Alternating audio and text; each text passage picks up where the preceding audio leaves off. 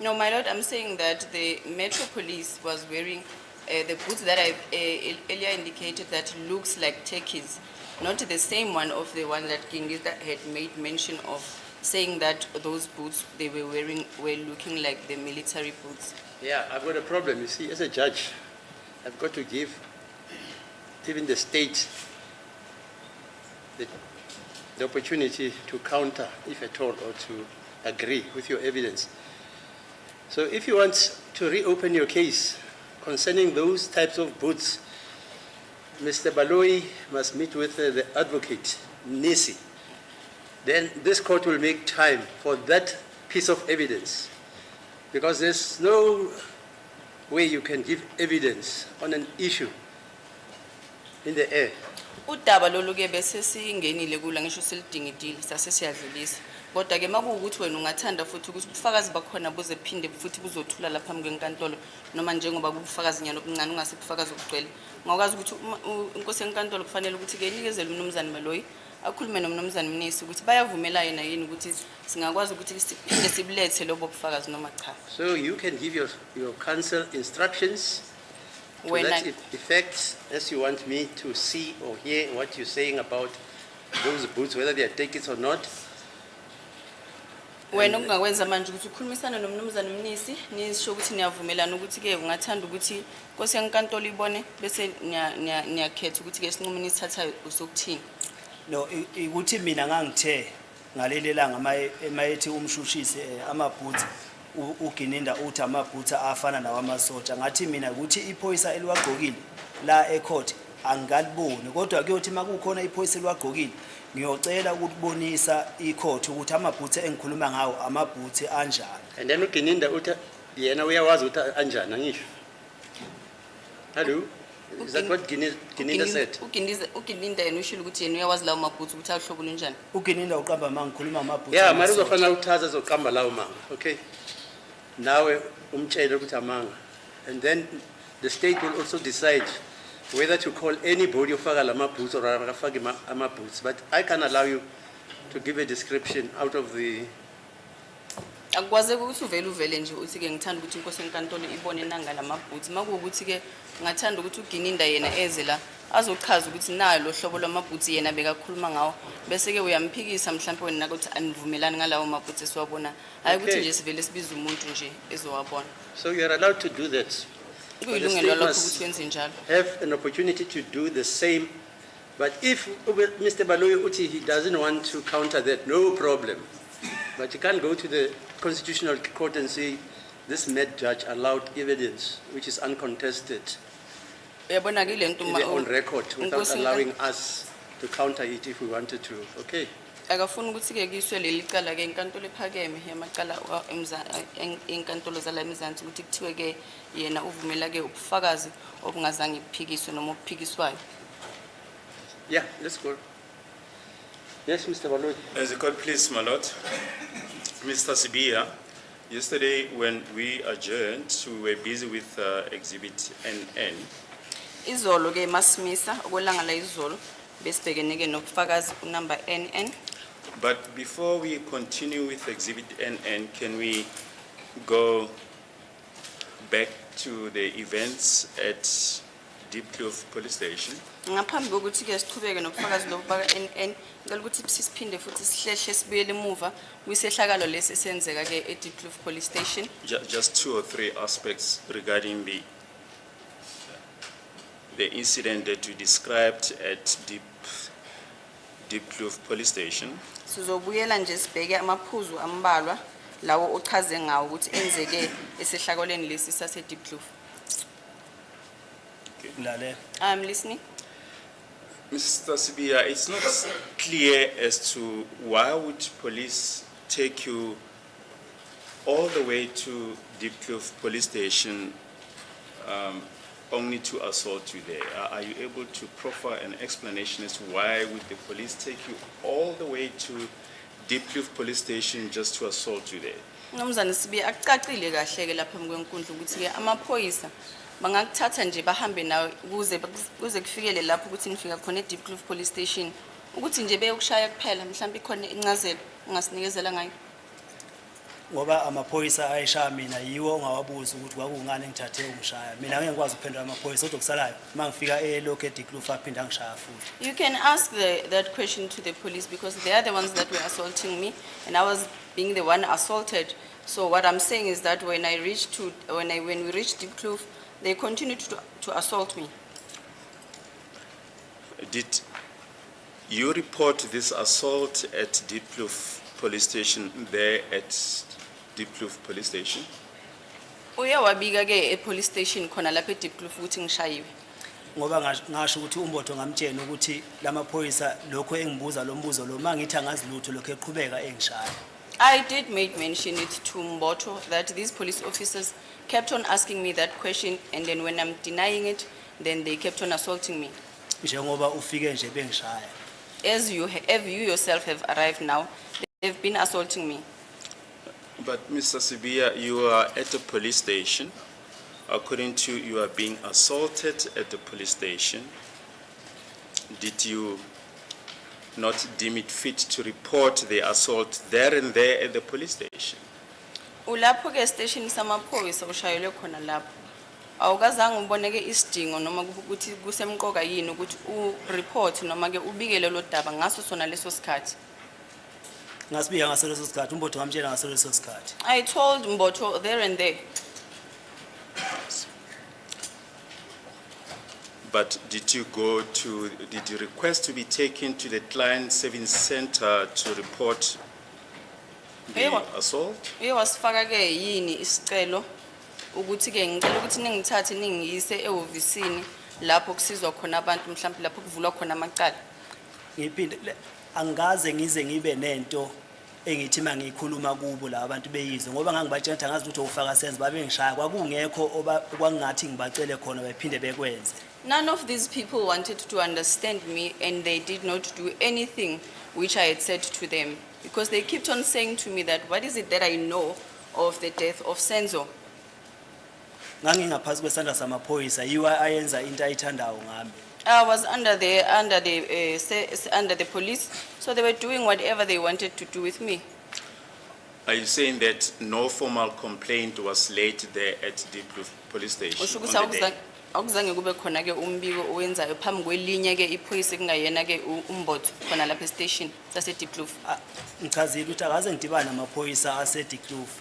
I explained that I never met up with a police from the Diepkloof police station.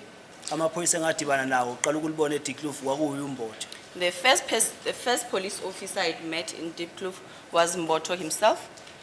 So no formal complaint was laid at the police station on the day, is that Usho correct? ukuthi ke akuzange kuvulwe ke icala ke noma kuzange ukhononde ngendlela yokuvula ke icala khona lapha eDiepkloof ukuthi ushayiwe. Icala kaze livule ukuthi ukukhononda ngakhononda. There was no case opened, but I did a complaint.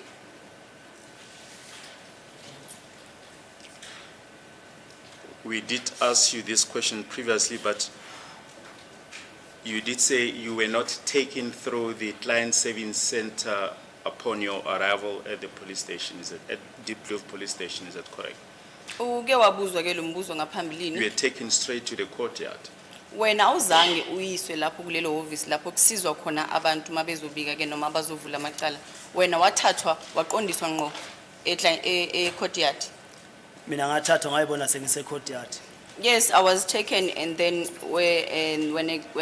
I saw myself at the courtyard. Even upon leaving Diepkloof police station, you did not go through the client service center. Noma Is that sohamba correct? ke sohamba police station yase Diepkloof. Awuzange uyiswe noma ke undlule client center. Angaze ngize ngiyibone nje. No, I've never even seen it. But under those circumstances, Mr. Sibiya, is it not strange that after this assault that was carried out on you, that Colonel Mboto made an entry in the occurrence book, SAP 10, as we have put to you yesterday, with the serial number 2400 at 2358, Manje ke makukuthi kwenzeke ke ngaleyo ndlela uchaza ngayo akumangazi yini ukuthi njengoba izolo siye sabheka ke le ncwadi sibiza ukuthi SAP 10 sasho ke ukuthi ubhalile lapho ke umbotho ubhale nokuthi isikhathi khona lapha eDeepkloof eroom 1 e23 ngesikhathi ka 2358 akukumangazwe nalokho mawuthi ke wena manihamba nanisuke eDeepkloof anizange ningene ke e-client center. Just to refresh your memory, the entry reads as follows. Entry 2400 at 2358, report Colonel Mboto at Deepkloof room 1 at Client Service Center, and confession statement obtained from Muzika Ukolela Sitemba Sibiya from 1818 Vusimusi Squatter Camp in Tembisa. Time is from 21:45 till now. Now the question is, if you were not taken through the taken to the Client Service Center, you were assaulted there at the courtyard, and you left the courtyard and did not go through the Client Service Center, would you agree that it's strange that Colonel Mboto would make this entry? Izolo sichazile ke noma ebufakazi nobuveziwe umshushisi izolo ukuthi ke SAP 10 ile ncwadi yasemaphoyiseni lapho kubhalwa khona okwenzakalayo lapho.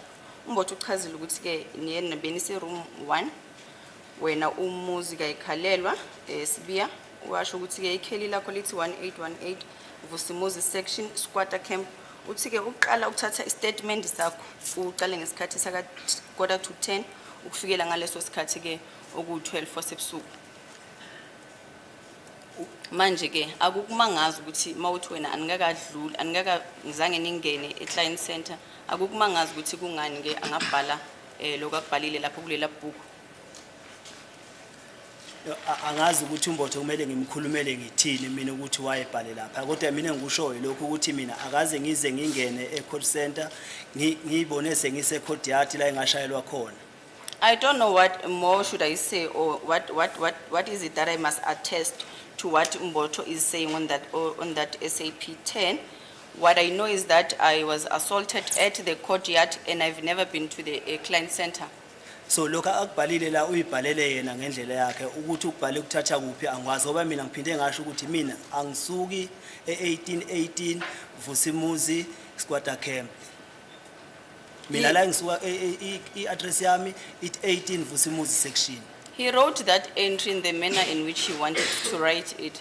And furthermore, I told him that my address is 1818 Vusimuzi section, not Vusimuzi squatter camp. Yena ngokubhala kwakhe ubhala into esuka emqondweni wakhe ngeke ngize ngikhulume kakhulu ngayo kodwa nje akaze ngize ngibe se call center. And in the manner in which he made that entry, he wrote what was coming out of his head. So I will not comment further on that aspect. All right. Now, upon your departure from Deepkloof Police Station, did you go to Eraton before proceeding to Villeria Police Station? Manisuka ke eDeepkloof niye naya eRetin ngaphambi kokuthi ke niye eVilleria. Masisuka eDeepkloof siye eVilleria. When ngicala imoto ukuthi izime khona ngehliswe khona seVilleria. No, we're leaving Deepkloof, we went straight to Villeria. Well, that's when the motor vehicle stopped and then I was taken out or I alighted from the motor vehicle. It was in Villeria.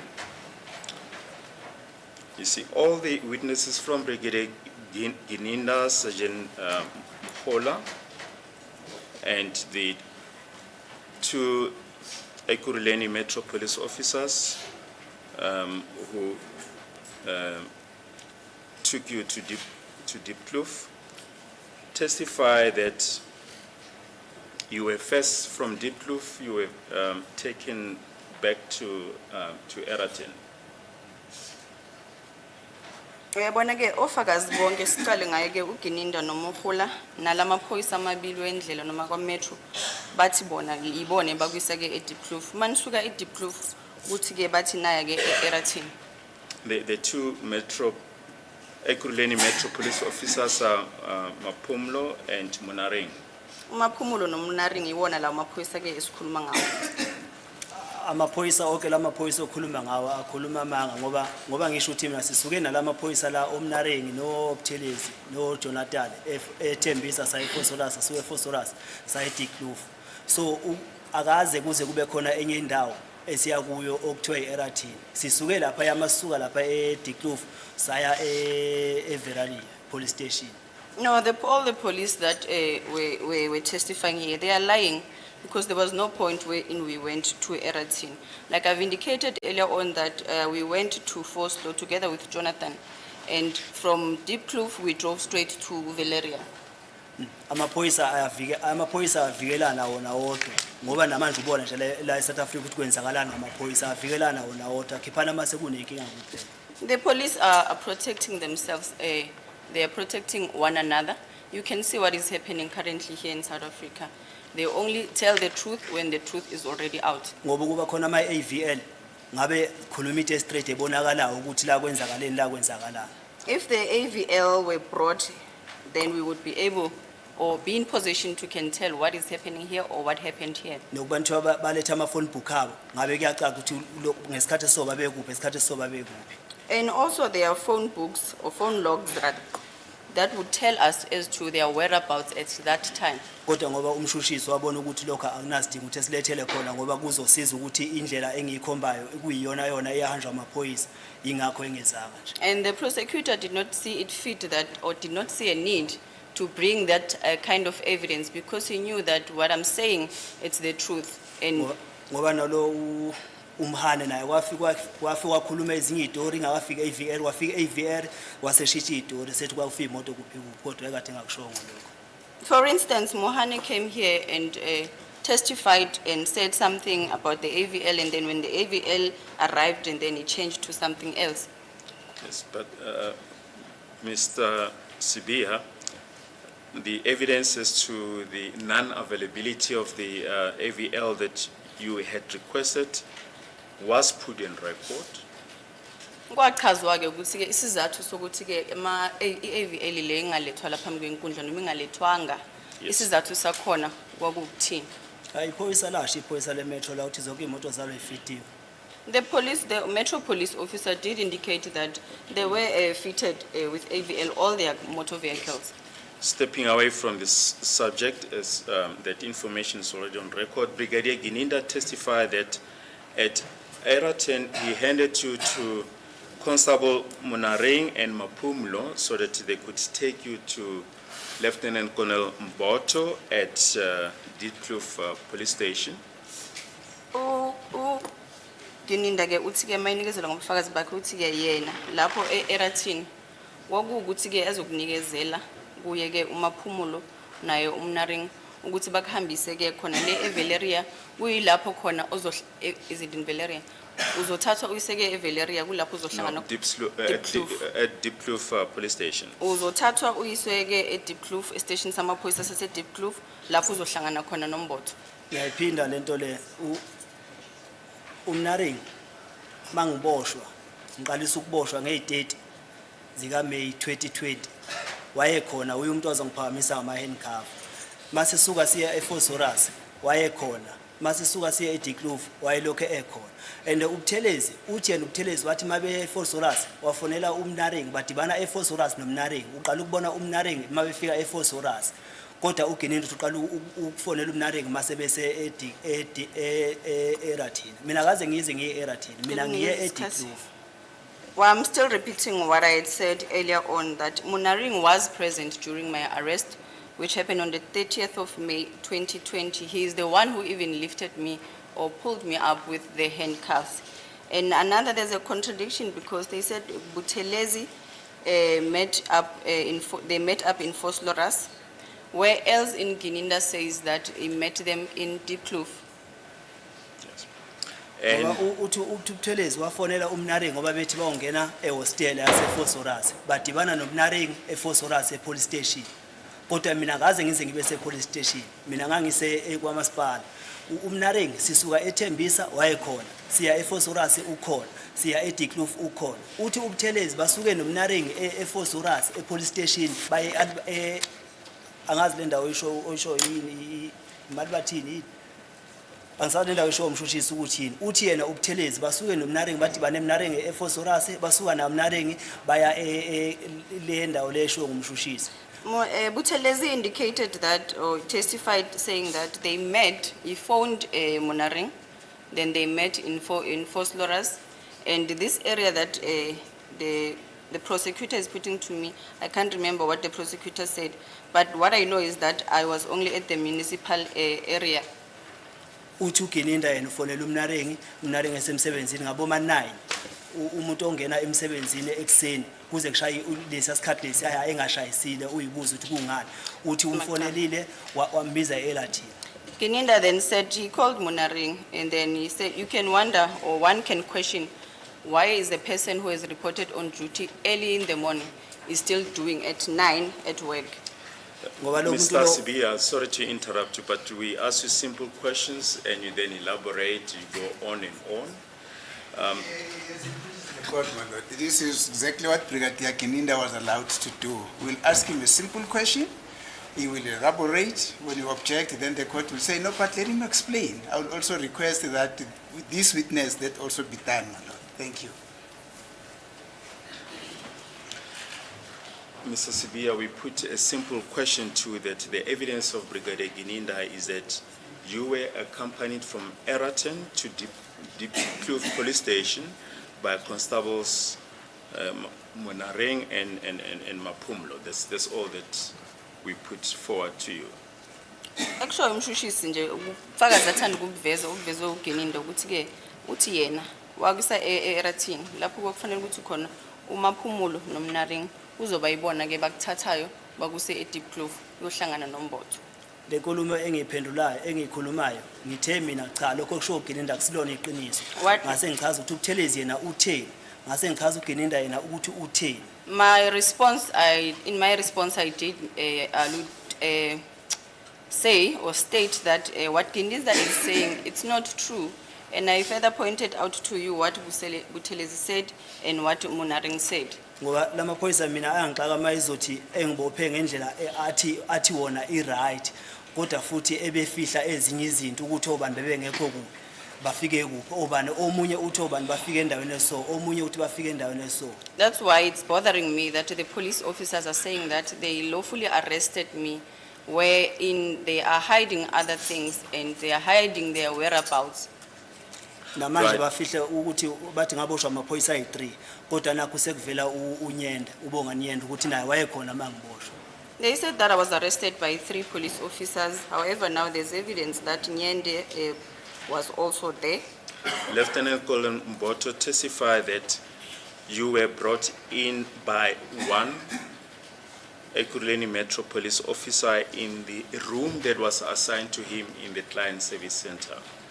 Okay, Umbotho ke yena ufike lapha phambi kwenkundla wachaza ukuthi wena ulethwe yiphoyisa lese Metro kulelo gumbi lelo aye abekele lona ukuthi uzosebenzisa lona.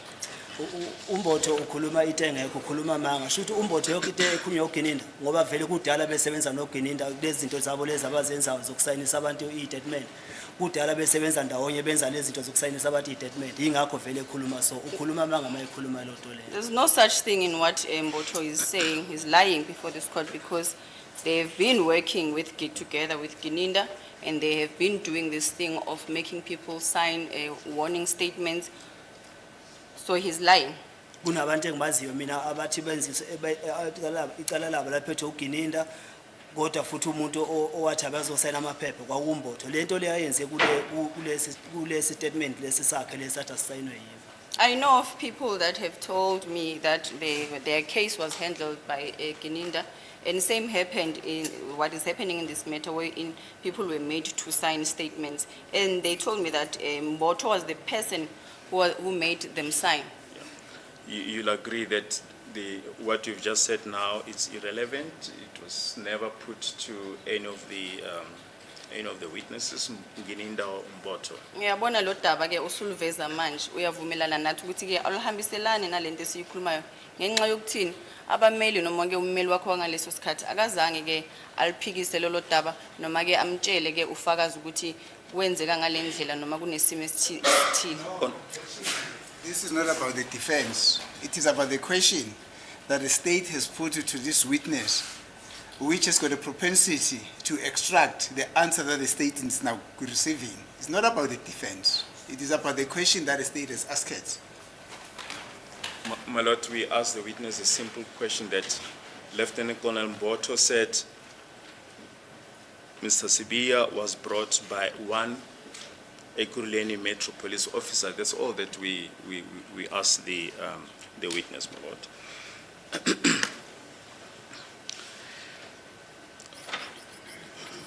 During the evidence on the 13th of October 2023, page 74, Lieutenant Colonel Mboto testified as follows regarding the allegations of assault, and we are quoting from line 18, 13 October 2023, page 74, line 18. He said, at Diepkloof, my lord, the Client Service Center office for the community as well as the police who were on duty. If I am here in that office, it can be an officer, you can be at a Client Service Center. I do not know which Client Service Center commander can allow the assault to be taken by the people that he did not even know. He did not even know where they are coming from. So that is far from the truth. At Diepkloof, nothing happened. Uthi ke uMbotho mayekhuluma kule ebufakazini bakhe ebethula lapha kwenkundla ke uyachaza ukuthi ke isihlakalo esinjalo asizange senzakale ke eDiepkloof. Uyachaza ukuthi ke makuukuthi ke kundlula lapho noma ke kungenwa lapha eofisini lalapho kusizwa khona umphakathi noma lapho kuvulwa khona ke amaqala makuukuthi amaphoyisa asemsebenzini uthi angeke kuze kukhonakala ukuthi ke ucommander waleso station avume ukuthi ke umuntu athathwe abantu angabazi bese bayomshaya uthi ayizange yenzeke lento le akavumelani nakho ukuthi washaywa ke estation samaphoyisa eDiepkloof.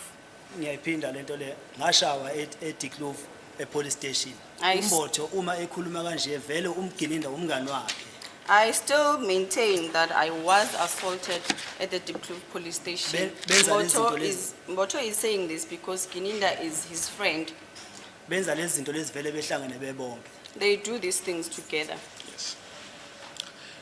Well, if we can then come back to the aspects that we're busy with when we adjourned yesterday, Exhibit NN, we took you through Exhibit TT1.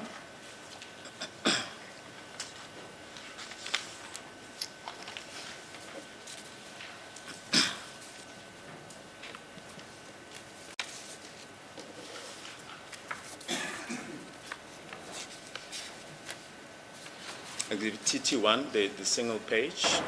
Yes.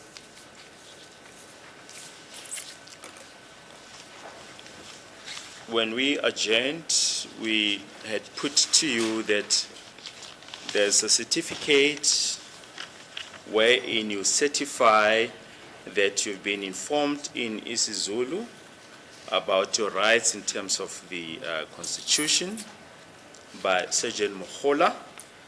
And the date is reflected there, the 31st of May 2020 at 0140 at Velera Police Station, and you considered that the signature that appears below the date is your signature.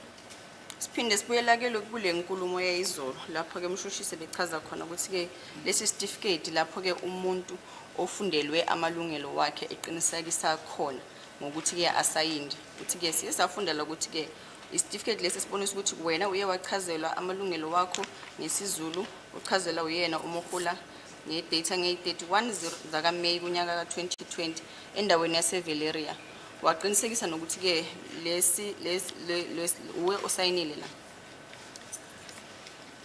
ukusayina yimi engisayinile kodwa umholi akaze sengifundele yonke lento lebifundwa izolo la. I signed, yes. However, Mohula never read out to me everything that is written here. And did he give you a copy of Exhibit TT1? Wakunikeza ke ikopi yona lefana nale i-TT1. No. Yes.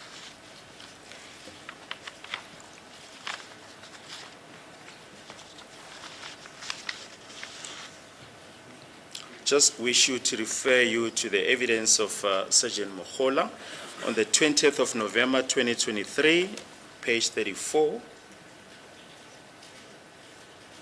at line 16. Sergeant Mohola, it is okay. The details, my lord, that are in front of me is Moses Sibia. It says, this is now with reference to Exhibit TT1.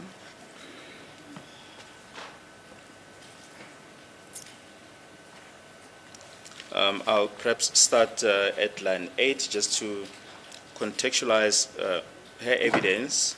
Line 8, Ms. Mohola. My lord, this is the same document I was in possession of upon the arrest of accused 1 that is now referring to the J50 Exhibit TT.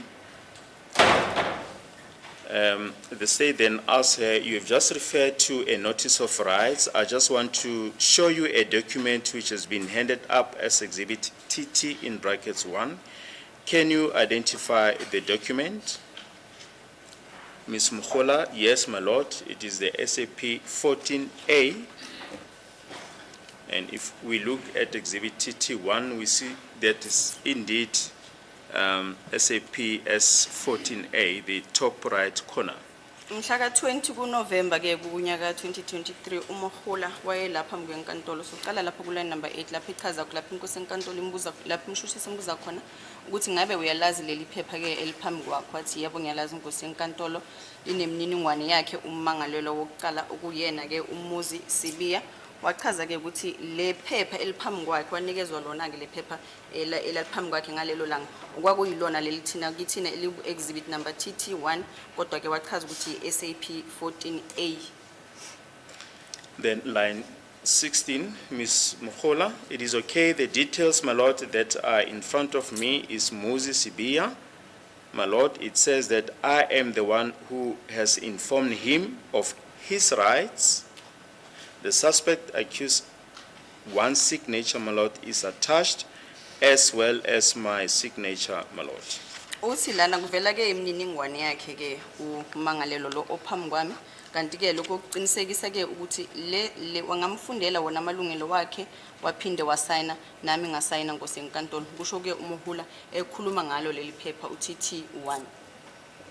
Namanje ngiyasho ukuthi umholi akaze ngifundele yonke lento ebhalwe la ende la uyoyibhalele la amagama ami nesibongo sami ngoba vele uyakwazi lo ukusayina umuntu mayikunikeza ethi sayina la engakufundelanga izinto zakho so ngasayina mina ngoba vele ngangena chance enye kodwa ukuthi ngifundela akaze sengifundele yonke. Like I've stated, I still maintain that Mohola never read out this document to me, and she completed this document on her own, and she never read it out to me. She only gave it to me to sign, and I did sign in it because I did not have any other chance.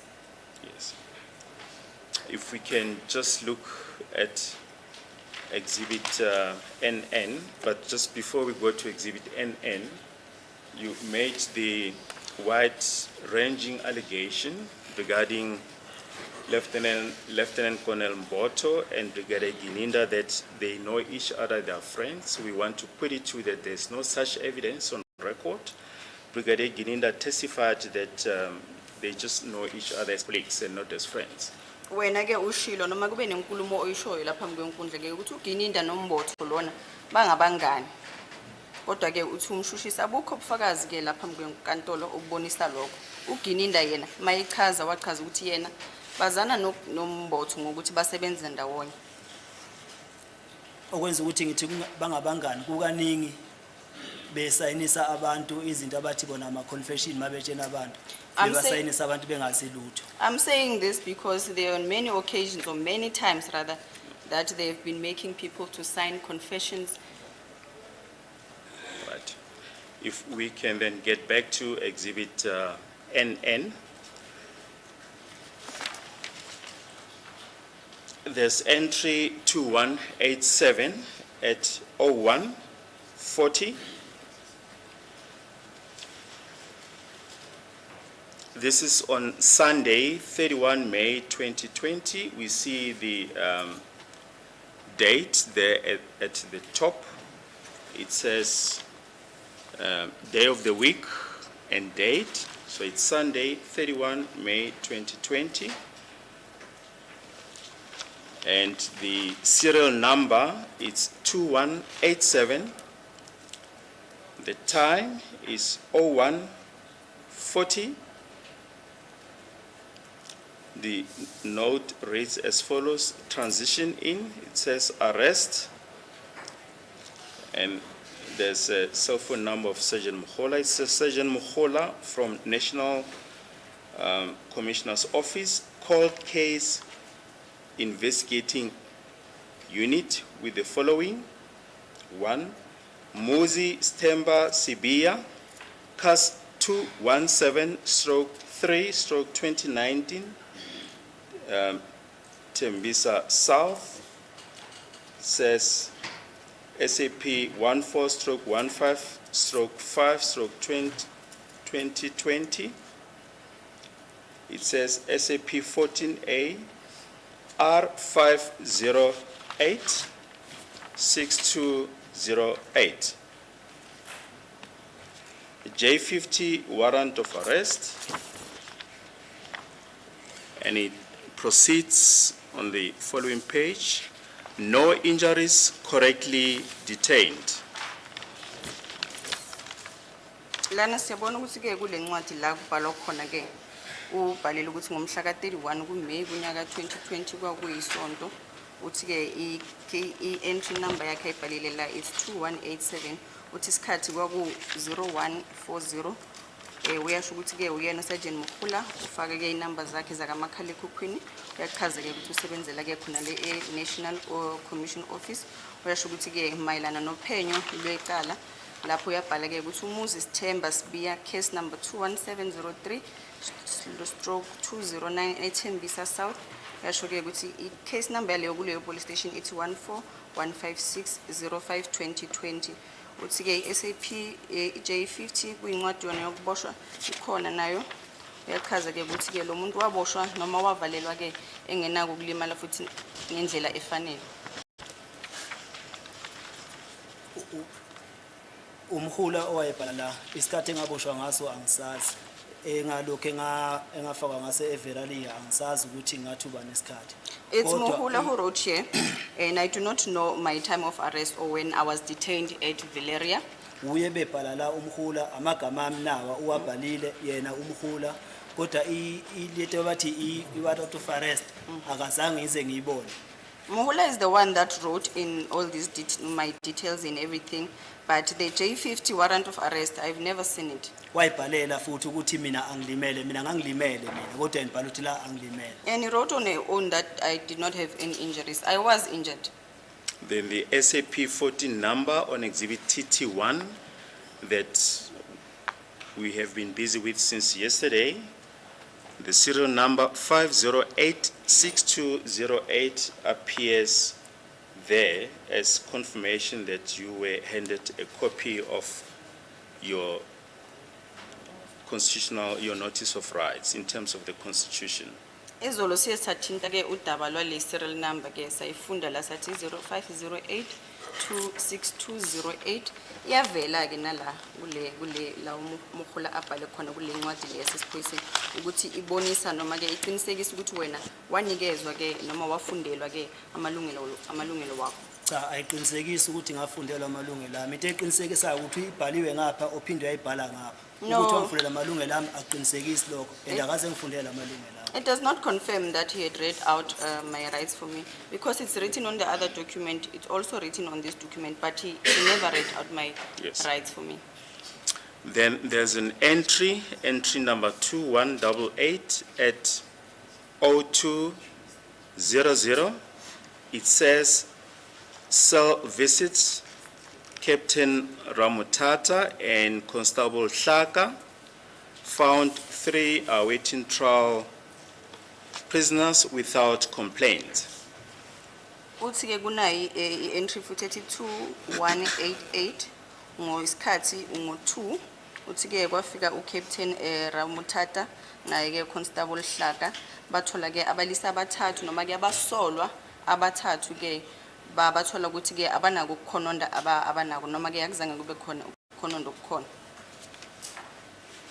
Angazi ukuthi ukhuluma ngobani mawuthi abathathu ukhuluma ngobani kodwa mina ukukhononda everally likhona iphoyisa lafika ngatshena ukuthi mina ngishayiwe ngishawa abantu abasolwa. I'm not sure as to when you're saying received 3 mails without complaints. Who are you referring to? I think I did say that I complained about my injuries. And mina akaze ngize ngifakwe nabantu abanye ngangihlala ngiyi1 eselini. And I was never kept with other detainees. I was always alone in my cell. Yes, the entry says that altogether there were 3 awaiting trial prisoners, not that you were detained in one cell. It says altogether there were 3 awaiting trial without complaints. Abasho ukuthi ke nani nonke eselini eyodwa kodwa kuchaza ukuthi labo balisa labo bebabathathu ngokwesibalo masebaphelele noma masebahlanganisiwe. Cha mina akaze ngihlale ngayifaka icomplaint ngayifaka shuthi noma bekhuluma abantu abayi3 khuluma abantu abayi3 abangasange beze becomplain mina ngacomplain. I did complain, and maybe if he's referring to these 3 other people, maybe I'm not included in that number 3, but I did complain. When did you complain? Oh, complain anyway. Isikhathi angisazi ngangafakile iwasha. I do not know the time because I was not wearing my watch. Yes, but when, the date? I-date usuku. Ngendlela kwakuyiyo angikhumbuli nosuku ukuthi ngathi usuku kwakunye singaka. I can't even remember as to what day was it. Yes. And to whom did you complain? Complain kubani? Ephoyiseni. To a police officer. Which police officer? Liphi lona? Angilazi igama lalo kodwa lisebenza lapha eVelani. I do not know the name of the officer, however that police is working there at Valeria.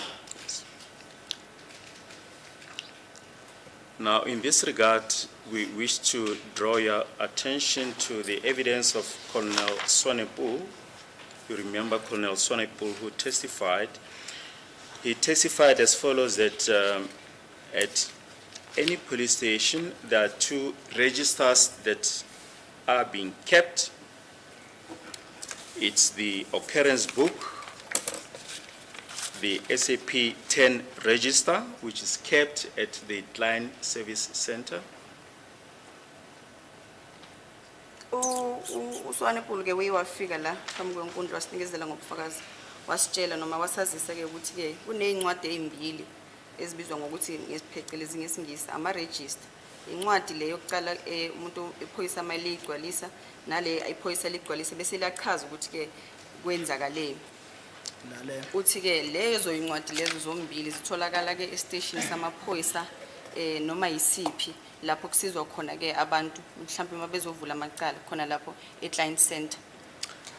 And there's also an SAP 14 or cell register that is kept at the cells. Ngathi ke ikhona nenye incwadi ke ukuthi umuntu mayevalelwe emaselini ikhona iregister nalapho. Nale. I'm listening. And there's also a cell commander at the cells. Ucommander futhi ke obhekene nezamaseli ukhona naye lapho. He testified that the detainees are asked if there are any complaints, and then this fact is minuted in the SAP 10, the Occurrence book. This we see in his evidence record of the 1st of February 2024, page 30, lines 3 to 6.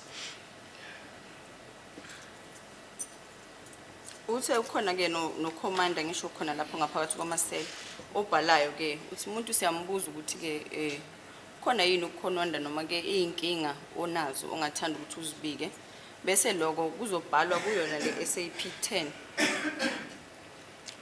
And he testified that a detainee can be checked by a medical practitioner if there is a medical attention that is needed.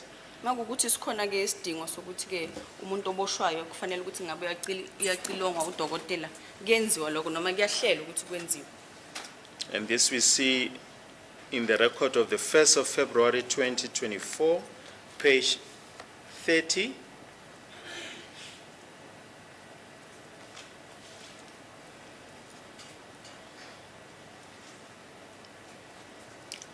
Listening? He testified that a detainee can be checked by a medical practitioner if there's medical attention that is required. This we see in the record of 1 February 2024, page 30.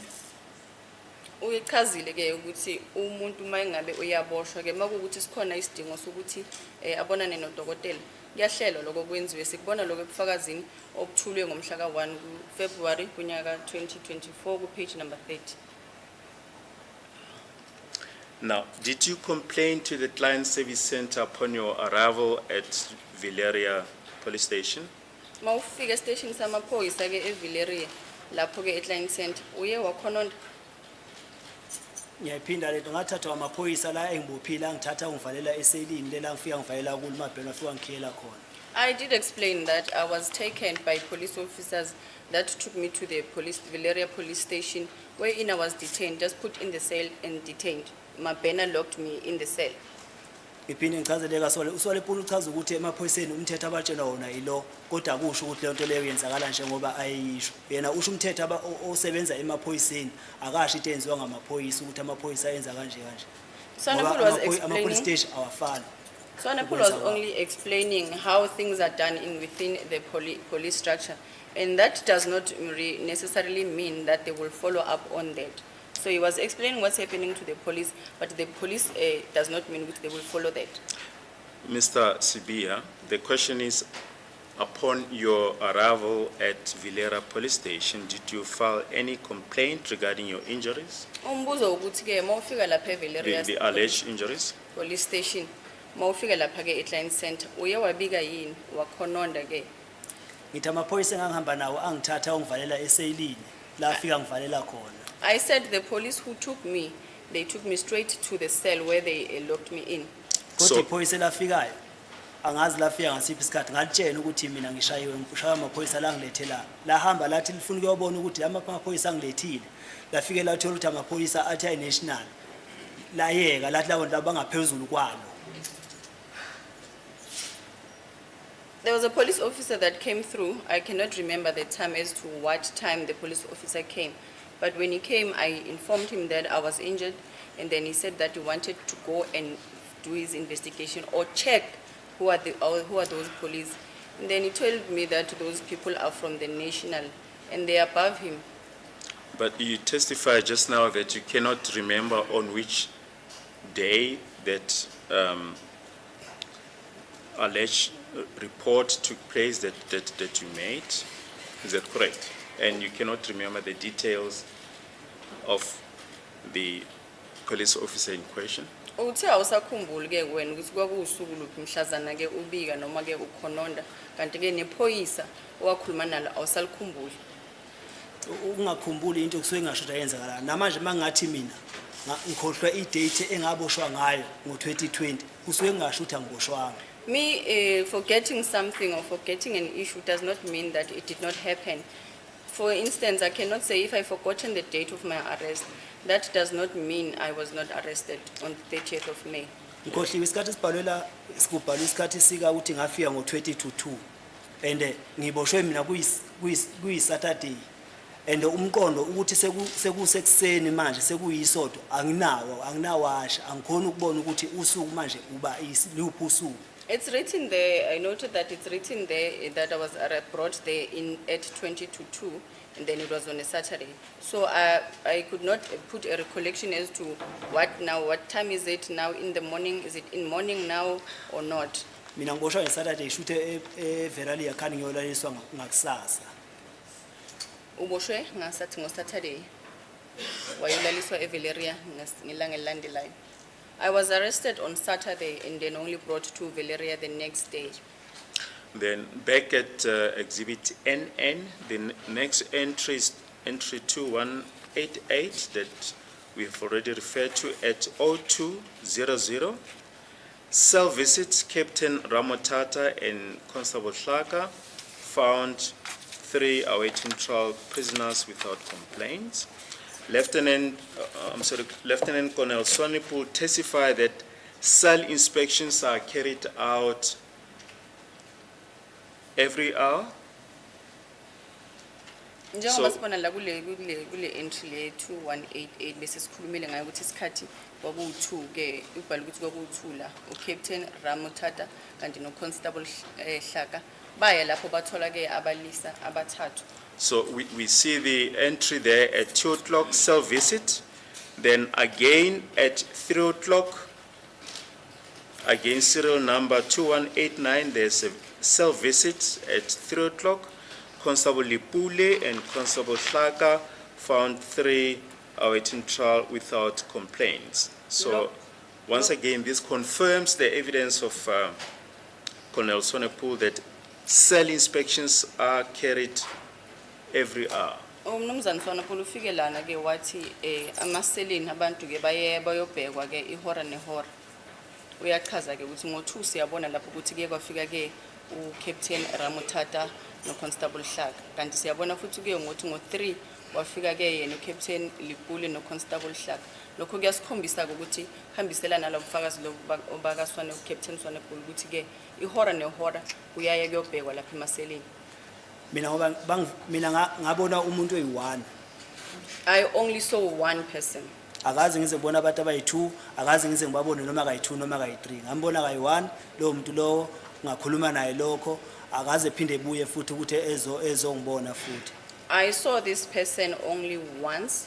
I did not see any other police officers, whether 2 or 1. I only saw that one police officer whom I spoke to, and then he never even came back to come and check up on me. Okucomplete shows Swanepoel ayenzeki. That shows that what Swanepoel has saying should happen. It's not happening. We put it to you that your evidence cannot be correct in light of the evidence of Colonel Swanepoel that members inspect detainees and cells in pairs of 2. Uthi ke ubufakazi bakho bulona eqiniso ngenxa ukuthi uCaptain Swanepoel uthe ke amaphoyisa anikezela umsebenzi ukuthi bahambe bayobheka ke emaseleni ihora nehora bahamba nga2.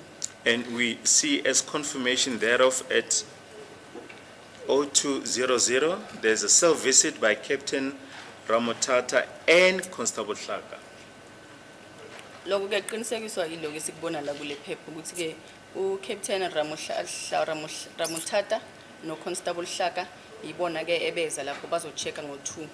Ngiphinde le nkulumo le ngiyayiphinda umshushisi ngathi mina ngazi ukuthi umsebenzi wasecourt icourt officer so ukuthi azothi nginamanga ekubeni into ayengekho kuyo total ezozwa ngabanye abantu bese ethi uqinisekisa ngento ebhalwe phansi.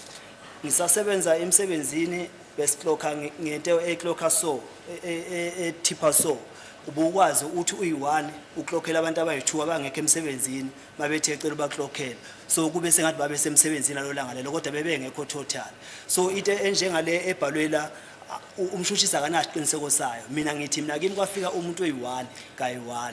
The prosecutor is an officer of court. I don't think he is able to say that I'm lying or is in a position to say that I'm lying because he was not present as and when these things happened. Like I've indicated that I was only visited by one officer. And for instance, I used to work my previous employer.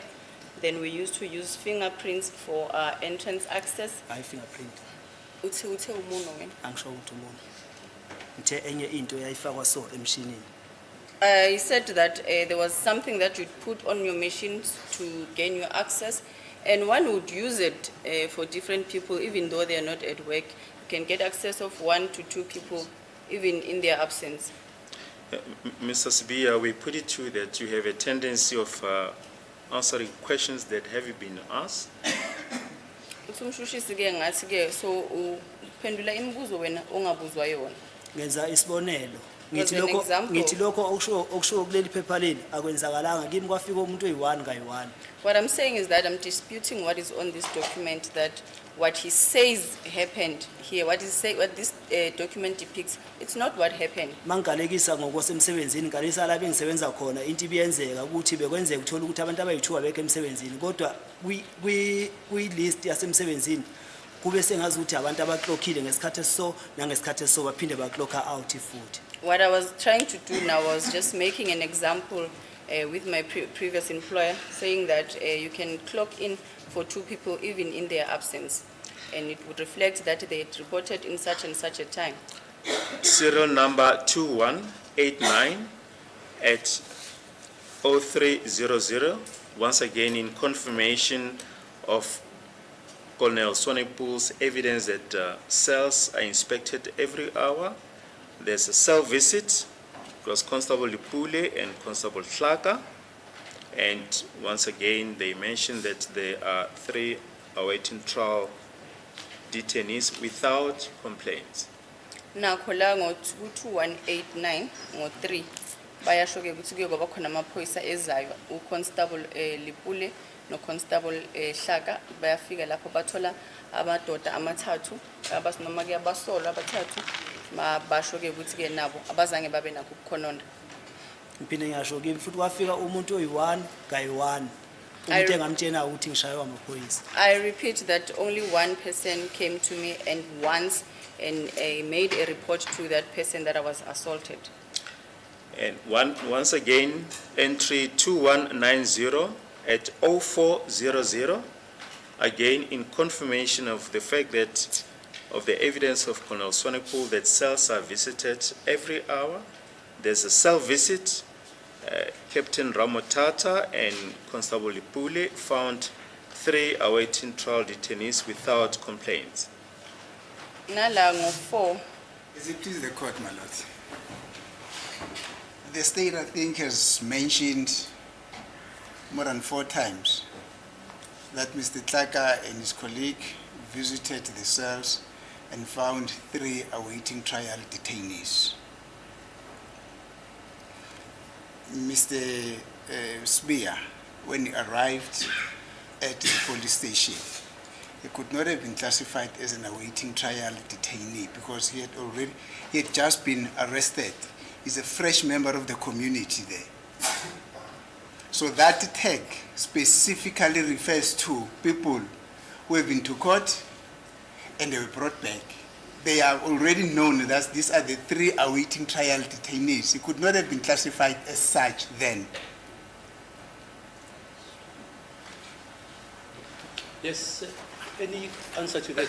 As a court, please, my lord, the documents speak for themselves. Mr. Sibia did qualify as an awaiting trial detainee. Then entry 2191 at 0500, once again in confirmation of Lieutenant Colonel Swanepoel's evidence that cells are inspected every hour. There's a cell visit. It's Captain Ramotata and Sergeant Sokhobena found 3 awaiting trial detainee without complaints. 2191 0500 woke kweza futhi amaphoyisa ku Captain Ramotata naye ke uSergeant Sokhobena bafika lapho nabo bathola ke abalisa labo babelindeke ukucula kwecala labo kungazange kube khona ke ukukhononda. Namanje ngiyasho ukuthi iphoyisa lafika kimi lafika kayi1 ngatshena ukuthi ngishaywa amaphoyisa. I still repeat and say that the police officer who came to me, he came there once and then I reported to him that I was assaulted by police. Mina ngaba ne-complaint shulo ubhalela kulaba bangabana nama-complaint makuthi bakhona babeke nama-complaint kodwa mina ngaba nayi-complaint. I did have a complaint. It means that these entries were made on behalf of the people that did not have complaints, but I did have a complaint. Colonel Swanepoel further testified that shifts change every 12 hours. Colonel Swanepoel uye washo ukuthi ama shift ayashintsha ke emveni kwamahora ayishumi nambili. And there's an entry 2192 over 2232 at 05:45. It says duty on members of Relief B reported on duty free from injuries inspected. So this confirmation of Lieutenant Colonel's Swanepoel that shift change every 12 hours. There was a shift change at 05:45. Kuyokwaba khona ishift noma kuyochazela ukuthi emveni kwe-12 hours ishift iyashintsha manje la ku-2192 ngo-6 noma ngo-05:45 uyasho-ke ukuthi kwakushintsha-ke ama-members wayeshintsha-ke ishift njengokuchaza kwakhe. ayikho into engayiphawula la I do not have a comment on that. Yes. mabeshitsha ishift bayishitshela ishift mina angazi lutho.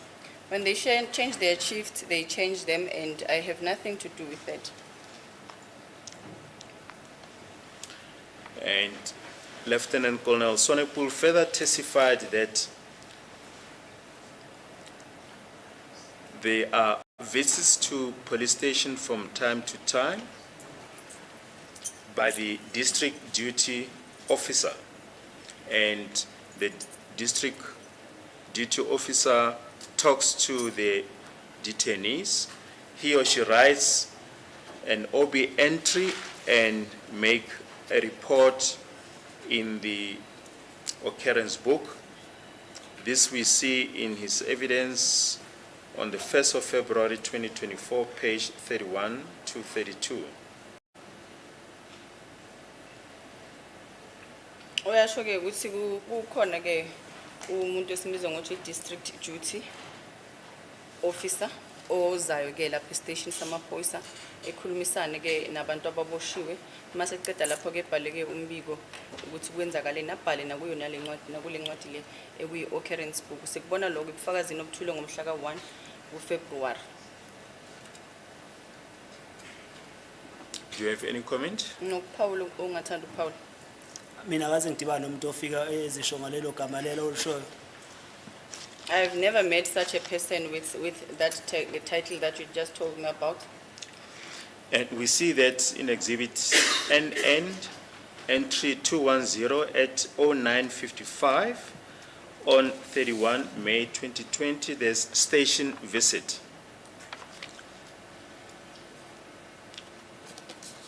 There's an entry station visit.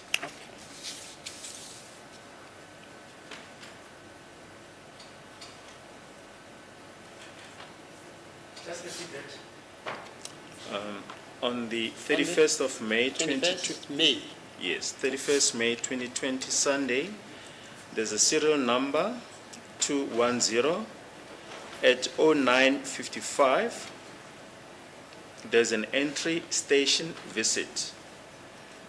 Mhla ka-31 kuMeyi kunyaka 2020 kwakuyisonto ubhaliwe lana-ke ukuthi wayezile lo muntu lo eze estation uthi i-serial number yakhona ithi 210 isikhathi u-09:55. ngoba mina ngisho ukuthi akaze ngize ngidibane nomuntu ofana nalo muntu loyichaza la mina ngoba amaphoyisa afika kimi ngilele afika angivusa omabhene ukuthi asambeni.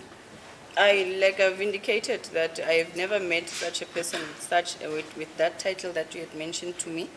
And I've indicated further that my Ben and them, they woke me up while I was asleep and said to me that we should go.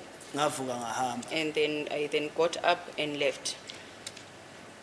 It's 11:23. Are we going to take the short adjournment or are we proceeding? Okay, yeah. Right.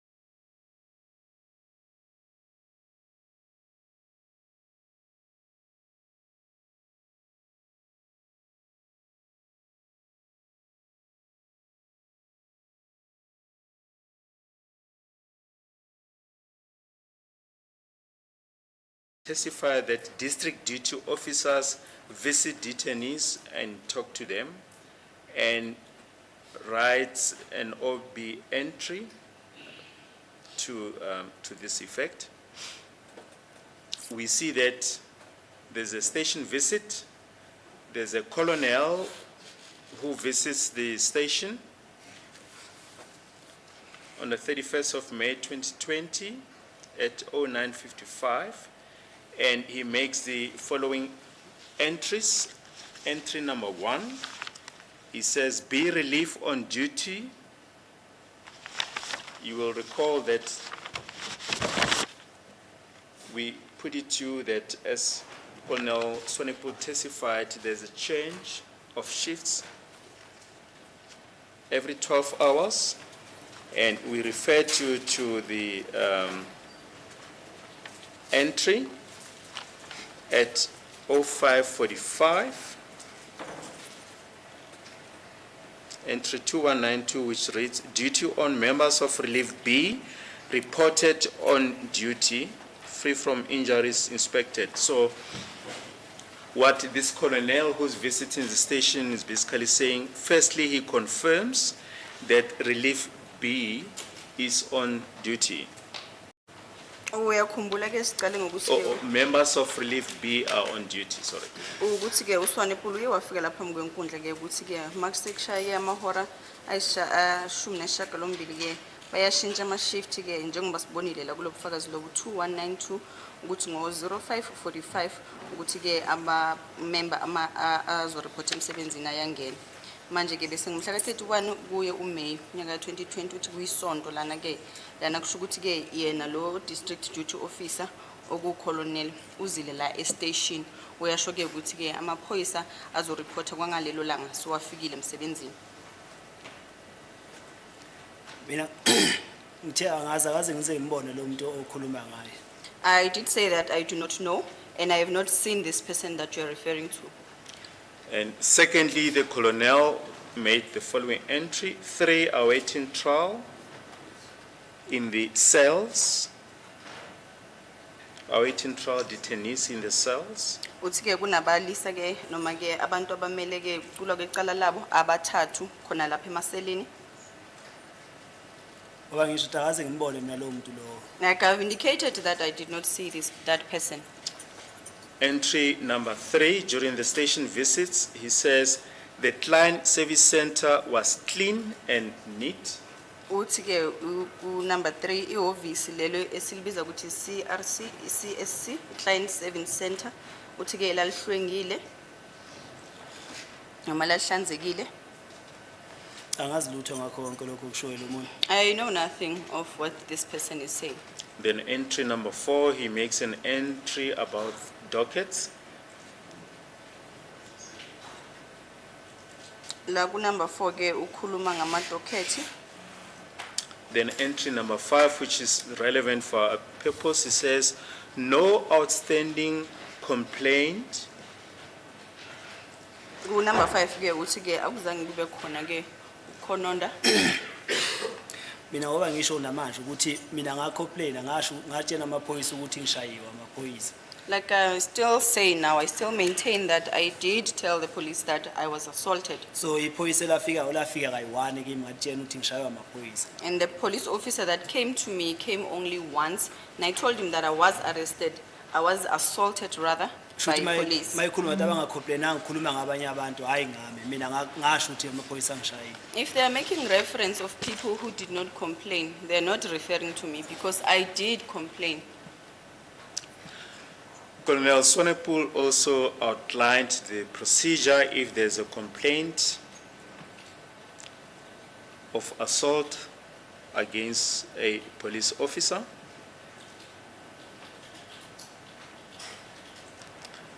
He testified that as soon as a detainee is injured and he alleges that he is assaulted, he has a right to open a criminal docket, and that criminal docket will then be transferred to the Independent Police Investigative Directorate, or IPID. They Oh. must be informed within 12 hours to ensure that they take over the investigation of that specific case.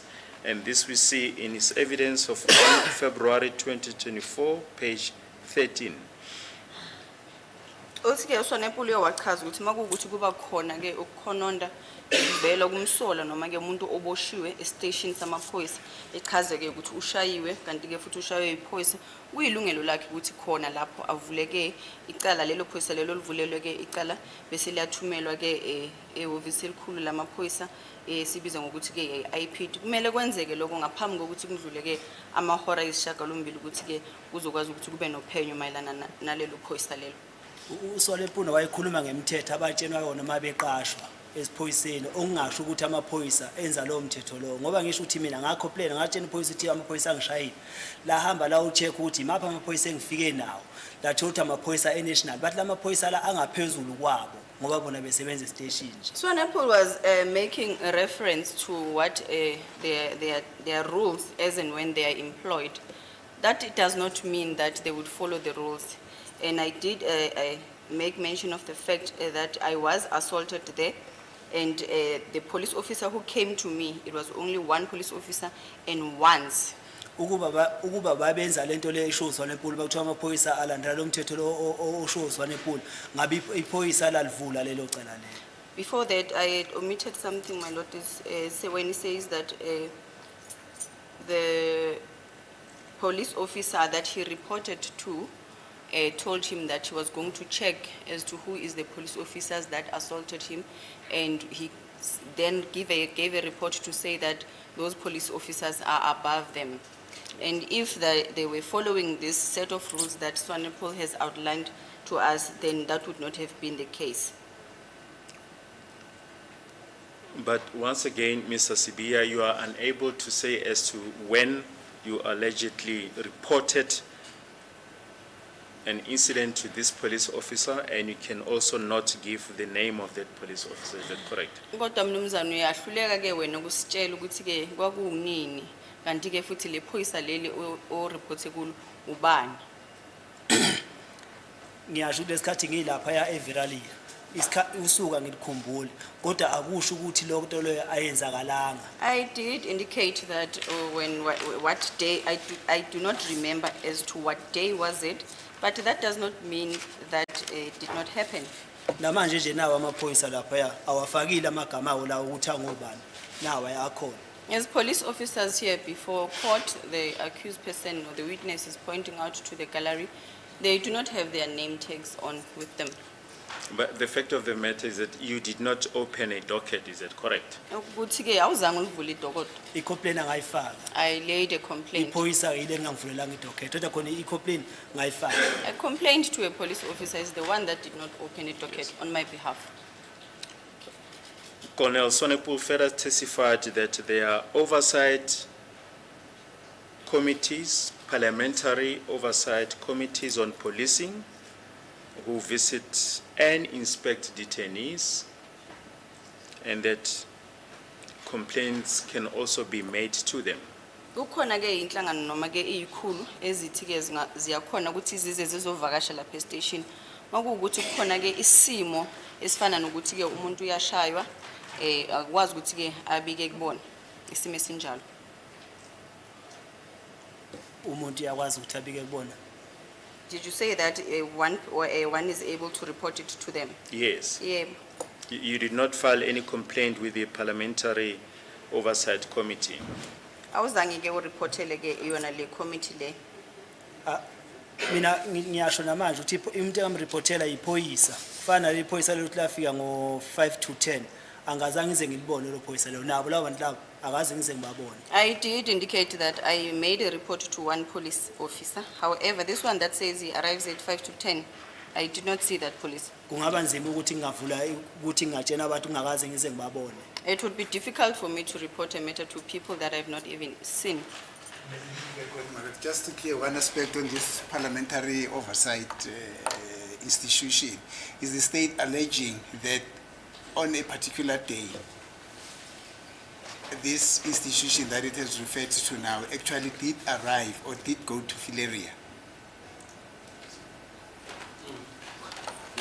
we're quoting the evidence of Colonel Swanepoel. He says in general, there are also parliamentary oversight committees that do visit police stations. Yes, but my lord, but now the question that has been asked from this witness is that he did not even, or he also did not even report to that parliamentary oversight institution. Yes, I That was the question, yes.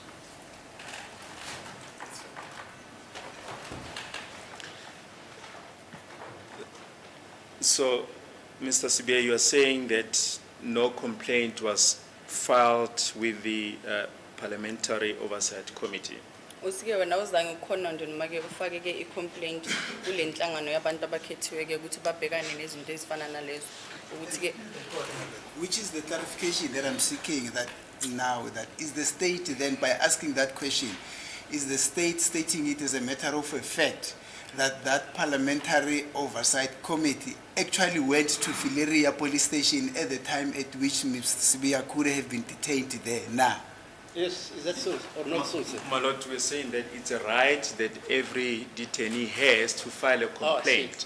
So we're just asking him, did he exercise that right? Did he file a complaint with the Parliamentary Oversight Committee? That's the question.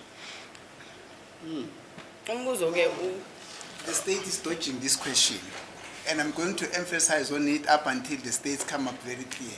Exercising a right is one thing, but saying to this witness that it did not even file a report with this parliamentary oversight institution simply suggests that that institution was there. Then this accused person decided not to exercise his right. That's why I'm asking if the state is then saying it as a matter of a fact that that institution, that parliamentary, what is it now? Parliamentary oversight institution, I think it's jigs, whether or not it went there. That's what we want to know, my lord. Are they asserting that that institution actually did visit Fileria? Yes, Mr. We've already responded to that. We said it's a right, a general right that an accused person or a detainee has, and we just established from him as whether did he exercise that right. That's all that we want to find out from him.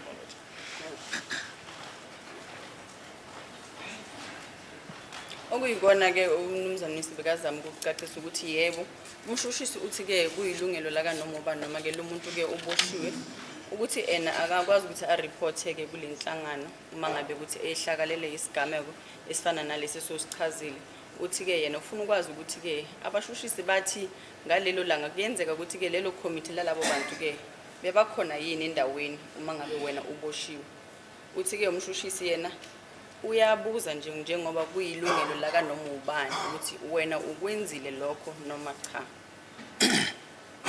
Angaze ngize ngibabone labantu okhuluma ngabo ukuba iphoyisa engathi manginireportela ukuthi ngishayiwe lathi malihamba leyobona ukuthi labantu abangishayile bathi lithi bangaphezulu kwabo ukube la ngitshena ukuthi hayi makuso yenza kanje uhalandela imigudu eso ngabe ngalandela lo migudu leyo angaze ngize ngikwenze ngoba lawo nhlaba zange beze befike ngikhona eVerali angaze ngize ngibabona. I did not see these people that you keep on referring to, and the police officer who came to see me after telling him that I was assaulted and he went to go check and find out that the people who had assaulted me, they are of a higher rank than him, he could have told me or gave me advice as to what procedure can I follow. I was going to follow the same procedure only if I was told, but I did not see those people. See, Colonel Swanepoel further testified that if a police officer does not report an injury to an institution such as the Independent Police Investigative Directorate and with oversight committees that visit police station, he can be held liable. So this police officer that you allege that you reported to can be held liable if he did not report an incident as you allege. Uthe-ke umnumzane Swanepoel ke kunethimba leli le-IPID lapho kunikezelwa ku-reportwa khona noma kubikwa khona ke amacala enziwe amaphoyisa. Uthi-ke bekumele kuwumthetho wabo esiphoyiseni ukuthi makuwukuthi iphoyisa liyahluleka ukubika lolo daba lolo lizofanele ukuthi-ke liziphendulele kuloko. Ngoba ngisho ukuthi iphoyisa ngalitshela ukuthi mina ngishayiwe. So iphoyisa yilo kwakumele lingitshela ukuthi hayi labantu ababe ngaphezulu kwami nje ngokwe rank yami. So ngizocela ukuthi ulandelele uhambe uyotshela abantu abaso ukuze bazokhona ulandelelela. Akazi lize lingitshele lonto leyo. Like I said that I told the police officer that I'd been assaulted, and if that police officer had advised me accordingly as to which people I should report to, I would have done the same. And Colonel Swanepoel further testified that police officers do not cover for each other. And this we see in the record on 1 February 2024, page 8, lines 1 to 9. Uthe-ke uColonel Swanepoel ke amaphoyisa futhi awavikelani. Sikubona lobo ubufakazini bakhe la nge-1 zaka February kunyaka ka-2022. Amaphoyisa avikelana kakhulu. Police officers protect one another a lot. Namanje bangathi lalela indaba amaphoyisa avikelana kakhulu. Kuvela manje ukuthi amaphoyisa ubani wangifaka inkinga nokuthi enze so ubani wangifaka inkinga nokuthi enze so. Mara amaphoyisa ukuvikelana avikelana ewonke. Ayavikelana. Police officers do cover for each other up a lot. If now you can watch our television, you will see that police are covering up for each other. It is only now that is coming to light as to who did what when. Yes. Mr. Sibiya, it was pointed out to you yesterday that these are matters, the matters that you are referring to are matters that are being investigated, and you putting them as if these matters are facts. Kusenkantolo eyenza ke uphawu izolo ke ukuthi kusase yinsolo lezi ezenzakalayo. Kodwa wena manje usuzibeka ngathi ke kuyizinto ke eseziphothulwe noma ke sekunabo ubufakazi obubonisa ukuthi lezo zinto bazenzile nangempela. Uthi nje yinsolo lezo okhuluma ngazo wena lapha phambili. Akusizi insolo. These are not just allegations. Like amaphoyisa la ogininda mabefika la bona ngokwabo ababala ukuthi uGeneral Sibiya ukuwafika esinini. Babala uNdlovu kuphela uSibiya bambala babala lokho ithimba leleli kodwa uSibiya bambala kodwa uSibiya yena ngokwakhe uyasho ukuthi mina esinini ngokufaka Senzo ngafika ngaze nganaso esibhedlela kodwa akanaso statement anaso la. I'm citing this because even General Gininda did not say, or in his testimony to indicate to this court that General Sibiya was also present when we were arrested. So they're only stating other people, but they're not stating other people. But he was also there.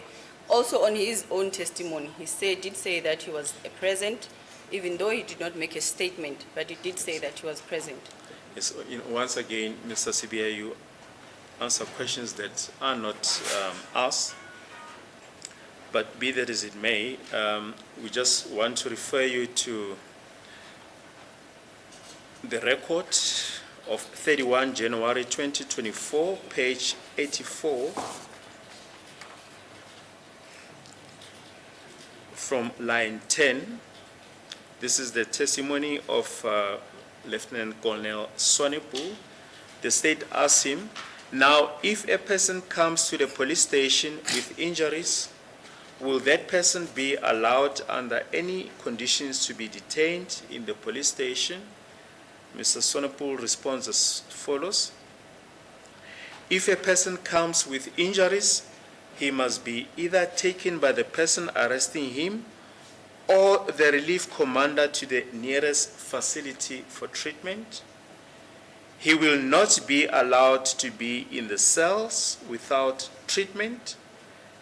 And then also in the Pretoria court, I can speak about Pretoria court, my lord, it is that they do not accept any detainees with injuries at the court as well, except if that person was treated by a medical practitioner. Uthi-ke mnumzane Swanepoel ebufakazini bakhe ke ngomhla ka-31 kuJanuwari kulonyaka odlulile ke uyachaza ukuthi ke umuntu mayefika ke estation makukuthi lo muntu loyo ke ulimele kuyenziwa yini ukuthi i-station noma abantu abambophile bamamukele akuleso simo leso. Uthi cha akwenziwa lokho, kufanele ukuthi-ke iphoyisa elimbophile noma ke ukhomanda okhona lapho enze isiqiniseko sokuthi lo muntu lo uyathatha uyisuka emtholampilo noma ke abonane nodokotela ukuze ke athola ke usizo alidingayo. Ngaphandle ke ukuthi ke bazamukela ngaphela ngaphandle ukuthi ke makuwukuthi lo muntu sekabonene nodokotela nomuntu ke wasemtholampilo. Uthi nase police station yase Pretoria angaqinisekisa ke futhi ukuthi angeke bamamukele lo muntu mangabe fika elimele. Uswalepula mayikhuluma kanje ukuthi umbuzo angazi ukuthi wawumbuze ngayiphi indlela ukuthi noma uthe amaphoyisa asebenza ama-police station asebenza ngayiphi indlela na. Yena lenkulumo ayikhulumayo ikulumo yalafunde khona ukuthi umthetho wesiphoyisa uhamba kanje. Kodwa amaphoyisa nama-police station awenzi ngalendlela le uswalepula asho ngayo. Uma ikhuluma nge-police station yasePitori angimazi ukukhuluma ngayiphi ngoba mina iverally yangithatha ngilimele namanje nakho kuyabonakala. Ngaze ngatshena icourt isigayi 2 ukuthi amaphoyisa angishayile. Nakhona futhi e-police station yakhona le everally ngawatshena iphoyisa lakhona ukuthi amaphoyisa angishayile. I don't know as to what was the question posed to which, in what way or in what manner was the question posed for Swanepoel to respond in such a fashion. However, I did say to you that what Swanepoel is saying in this statement, it's their police rules that are being taught when they get employed. But like I'm saying in Valeria, I did say that I was injured and I still have those marks on my wrist showing that I was injured. You said something about appearing in court. Ukhona ukushilo mayelana nokuthi uye wavela enkantolo. Ngithi ngasho ecourt yaseThembisa ukuthi amaphoyisa angishaya. I did mention it in Tembisa Court that the police officers assaulted me. The charge sheet, just to digress a bit, the charge sheet of the Tembisa proceedings were handed as Exhibit 00. Your first appearance was on the 1st of June, 2020. Waqala ke kubingelela imantshi ngomhla ka-1 kuJune 2020. Yeah. And you were represented by Mr. Macheke. Ummeli wakho kwakuwumnumzane Macheke. Yeah. Yes. And there's absolutely no entry that you were assaulted. Akukho lapho kubhalwe khona lapha kule charge sheet ukuthi ke wawushayiwe. uMatsheka mina ngamtshela ukuthi ngishayile. I told Macheke that I was assaulted. Ngaphinde ngazomtshela nge-10 kaJuly ukuthi lamaphoyisa aqhubeka lokho yangishaya. I also told him further on the 10th of July that these police are continuing to assault me. Yila atshena khona icourt ukuthi lo muntu lo akaye kuphi akaye jail asuke ema-police station. This is when he said I told him on the 10th of July that I was being continuously assaulted, and then it is at that time that this person should be removed from the police stations and be sent to an actual correctional facilities. Then on the 1st of June, 2020, the matter was then postponed to 8th of June, 2020. Lahlehliswa ke icala mhla ka-1 kuJune, lahlehliswa mhla ka-8 kuJune kolona unyaka ka-2020. Yeah. Yes. And on the 8th of June, 2020, you were still represented by Mr. Macheke. Usamele uyena ke umnumzane Macheke kuyo lona le date yange-8 zaka-June. Yeah. Yes. And still there's no entry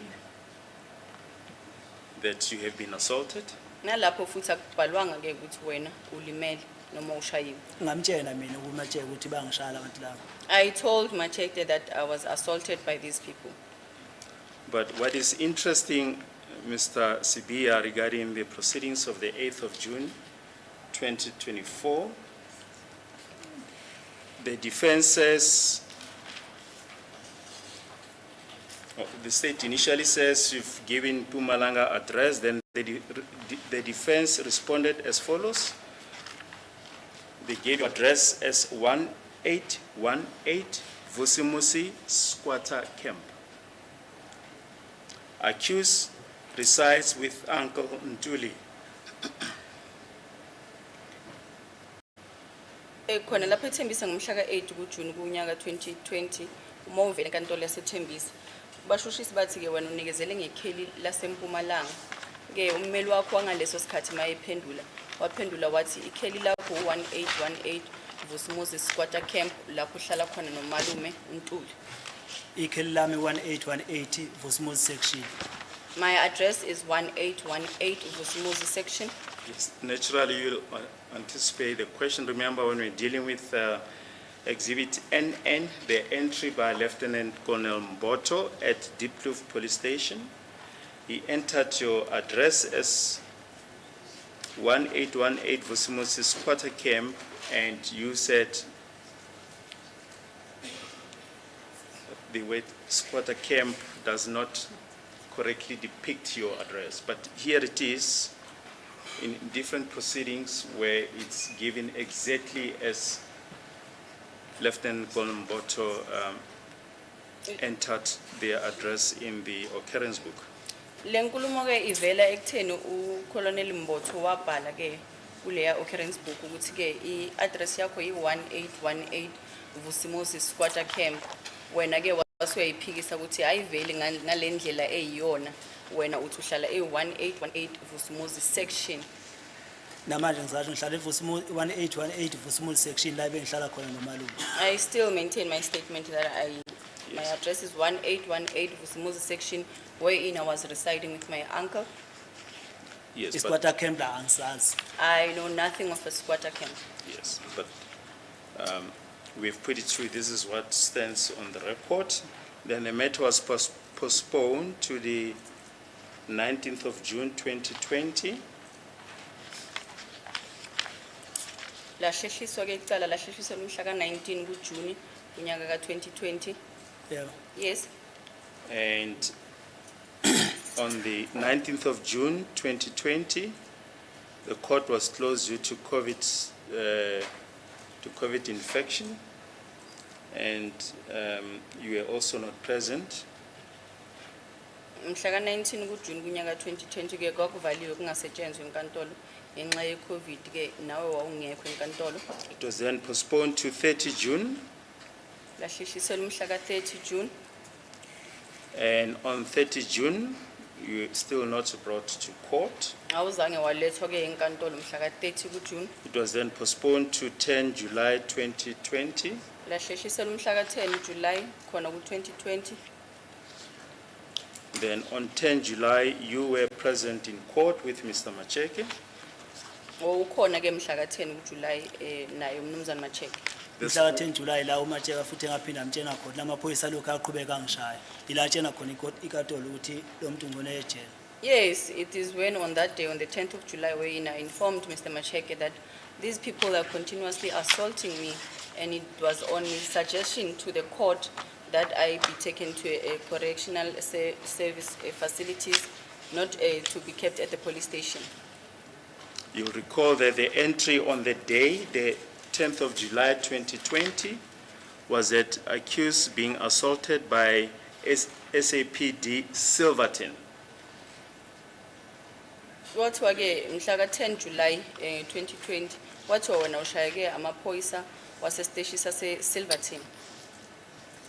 Angaze ngishawa amaphoyisa ase-Silverton.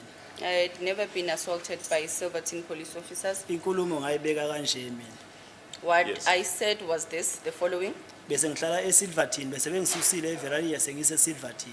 I was now at that stage kept in Silverton. They had removed me from Valeria. Ngitshena uMatsheka ukuthi ngifuna ukusuka emapolice station. Amaphoyisa la aqhubeka ayangishaya. Ngikhuluma amaphoyisa aseSilverton. Amaphoyisa aseSilverton akaze zengishaya, akaze zengihlukumeze ungihlumeza. Akaze ngidalise even ngiyi1 eselini. Bathi bafika nalonto lokuthi angidlale ngiyi1. Babatshethi la akwenzeki umuntu akekho umuntu olale yi1 la. No, I said to my attorney now, since that I'm kept now in the Silverton police station, I never said the police from Silverton police station are assaulting me. I said that these people are continuing to assault me. I never pointed it out as the police of Silverton being the ones assaulting me. Police from Silverton made sure that I do not sleep alone. And Mina amaphoyisa engangisho ukuthi angishaya, ngangisho nala omhula. Why the police officers that I was referring to as the police officers who were assaulting me, I was referring to Mokhula and them, lamaphoyisa angibopha nje. the police officers that arrested me. You see, Mr. Mgomezulu, as you correctly point out, put it on record that police officers at Silverton did not assault you. This we see in the proceedings of the 1st of February 2024, page 12. Kuyiqiniso ke lokho kushoyo ukuthi uMnumzane uMngomezulu washo naye ngomhla ka-1 February unyaka 2024 ukuthi amaphoyisa waseSilverton awakaze awakushaya. Awakaza ngishaya amaphoyisa aseSilverton, amaphoyisa angishayo yiwo la. Police officers from Silverton never assaulted me. The police who assaulted me are the ones that arrested me.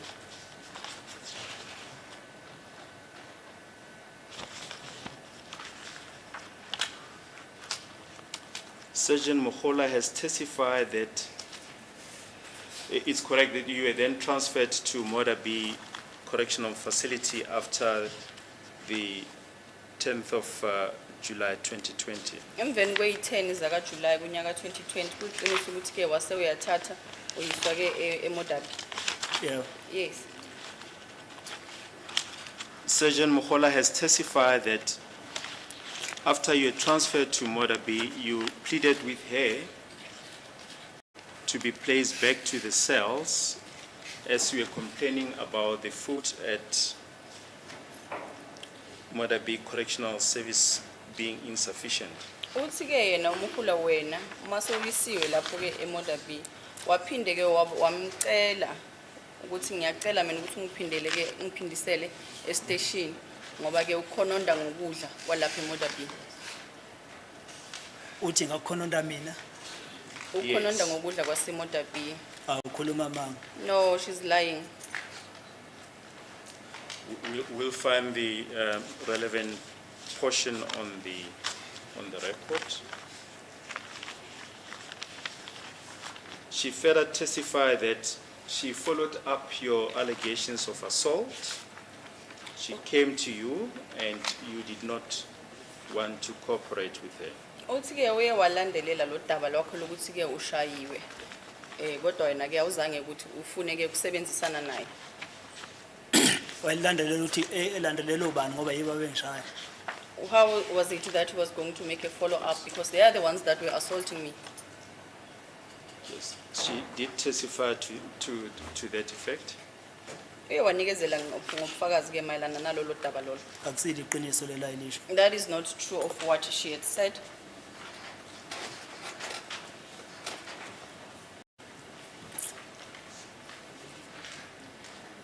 We'll come back to that entry wherein she testified to that effect.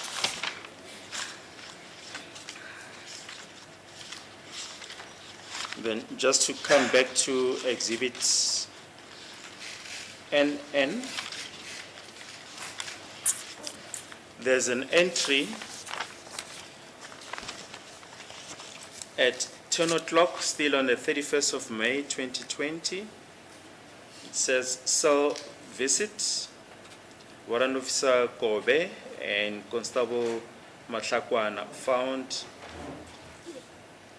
two awaiting trial prisoners in custody without complaints.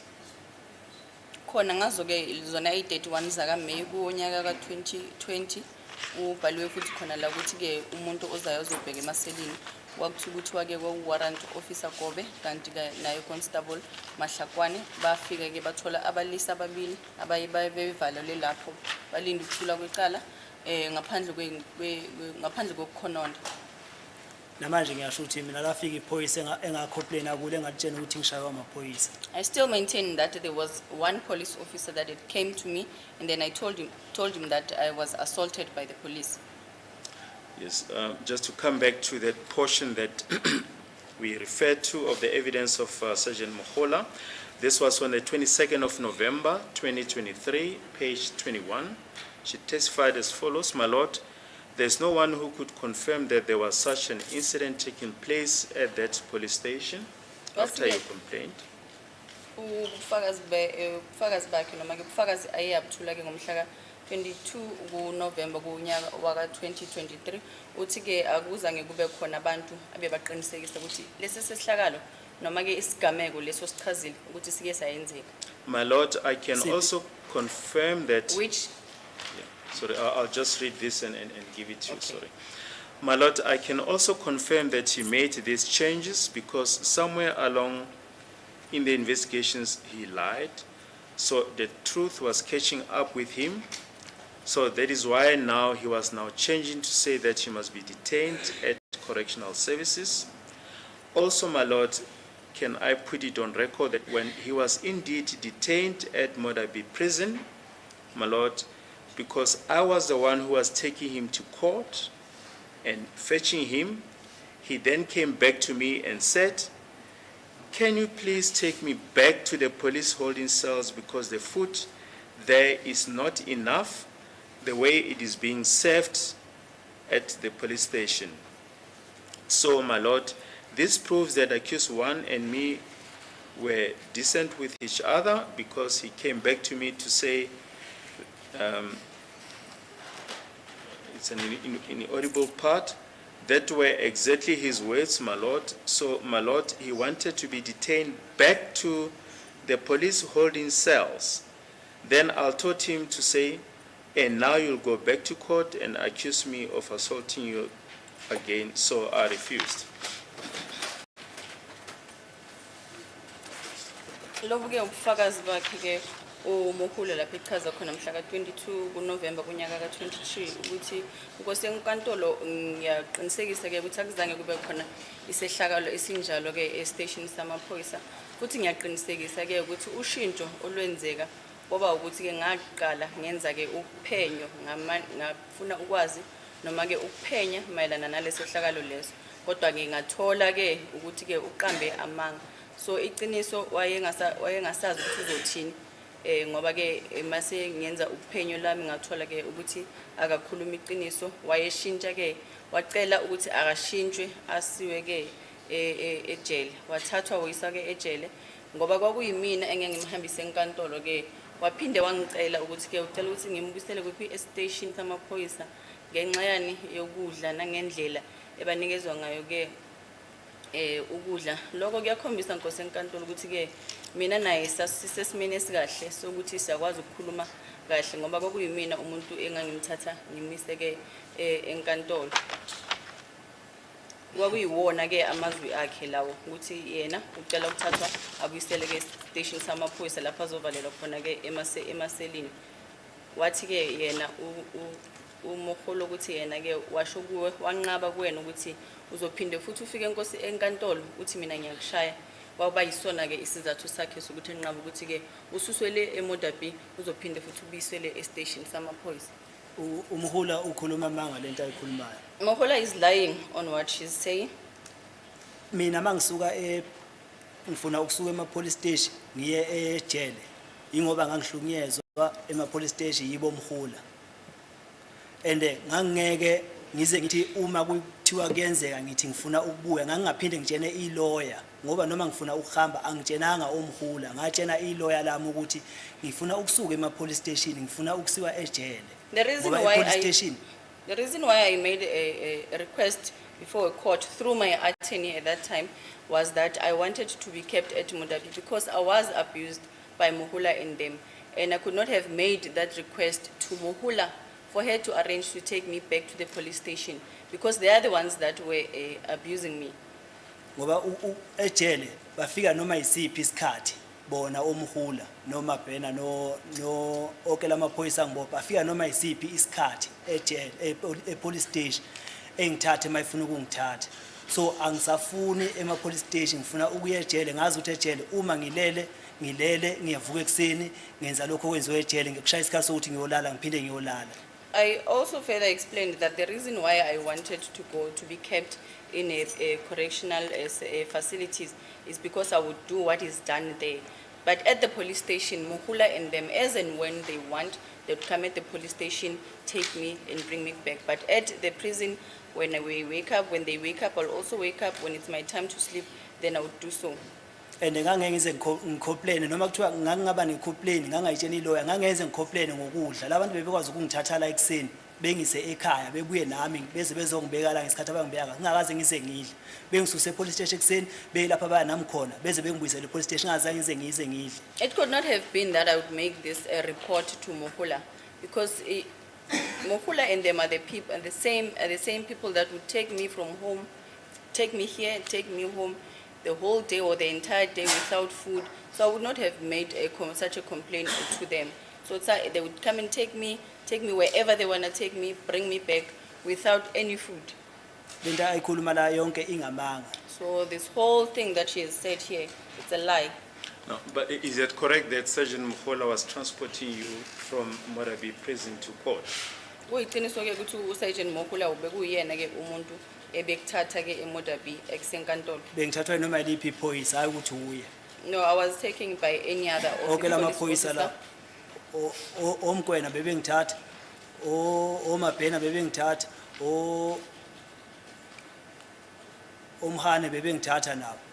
Hayi ukuthi uye bengithatha ukuthi nje ngathi uye ebehlala ethatha mina lapha ejele. No, it cannot be correct that he was the only person that was transporting me to court. Mohula, she was taking me to court. Mukwena, Mabena, and nobody. Mohula, no Mabena, no Mukwena. It was not like she was the only person. And Mohano. But she did transport you from Morabi Correctional Facility to court, is that correct? Kodwa ke uye kwaba khona isikhathi lapha kulanda khona eModabi akuyisa ecourt. Bekwenzeka angilanda kodwa akaze ngize ngikhulume nje ngale. It would happen that should fetch me, but they had never uttered such a statement. Namanje ngisasho ejele kungcono kakhulu kunama police station. I still say that correctional facilities are far much better than police stations. Ngoba namanje ngathi ngiyabheka la angazi ukuthi evelali ngaphuma ngobani isikhathi namanje la bengikhiphe ebusuku khona. I still do not know as to what time was I taken from Valeria police station up to this time, up to this stage. Yes, because as Sergeant Mukhola testified, she refused because you would then come up with allegations of assault. Uthi ke wanqaba yena ke uSergeant Mohula ngesizathu sokuthi wena boza ke ukhononde ukuthi ke uyashaya. Ukushawa ngashawa kodwa lenkulumo la ekhulumayo akaze ngize ngikhulume naye kuba kukhona inkulumo njengaleyo ngizoyikhuluma nelawyer njengoba nokusuka ema-police station ngakhuluma nelawyer. Yes, I was assaulted and such utterances by myself were never made. I never had spoken to her about this statement, and I would not have spoken to her. That's why I made the first request through my attorney. Yes. Now, just to come back to Exhibit NN, the entries of the 31st of May 2020, the Sunday, as we've put it to that Colonel Sonepul testified that there were cell visits on the hour, every hour. There's a cell visit at 11 o'clock. It says cell visit. Warrant Officer Kobe and Constable Mahlakwana found two awaiting trial detainees in custody without complaint. Njengoba sisichazile ke ukuthi ubufakazi bakhe uSwanepul ukuthi ke kuyeza kuyeba khona amaphoyisa ezayo ke ihora nehora ukuthi ke beze bazobheka ke iboshwa noma ke abantu ababoshiwe ukuthi ke ngo11 o'clock ngazo zona ke i31 zaka May unyaka wa2020 wafika ke uwarrant officer Kobe no Mahlakwane bafika bathola futhi abalisa ababili wangabi nazo ke inkulumo noma ke ukukhononda. Namanje ngisasho ukuthi mina iphoyisa lafika kimi lafika la ngalitshena ukuthi amaphoyisa angishayile. I still maintain that the police officer who came to me, I informed him as to the fact that I was assaulted by the police. Is the state then suggesting that those two detainees that are mentioned in this OP book, one of them is Mr. Sibiya here, is the state saying that? Yes, your colleague, ask him. No, my lord, but I cannot communicate with the state directly. I must address the court, and the court must clarify issues. Know. Okay, Mr. Baloy. Yes, ask him, he's there. Yes. Mr. Baloy, Good. are you then suggesting Jesus.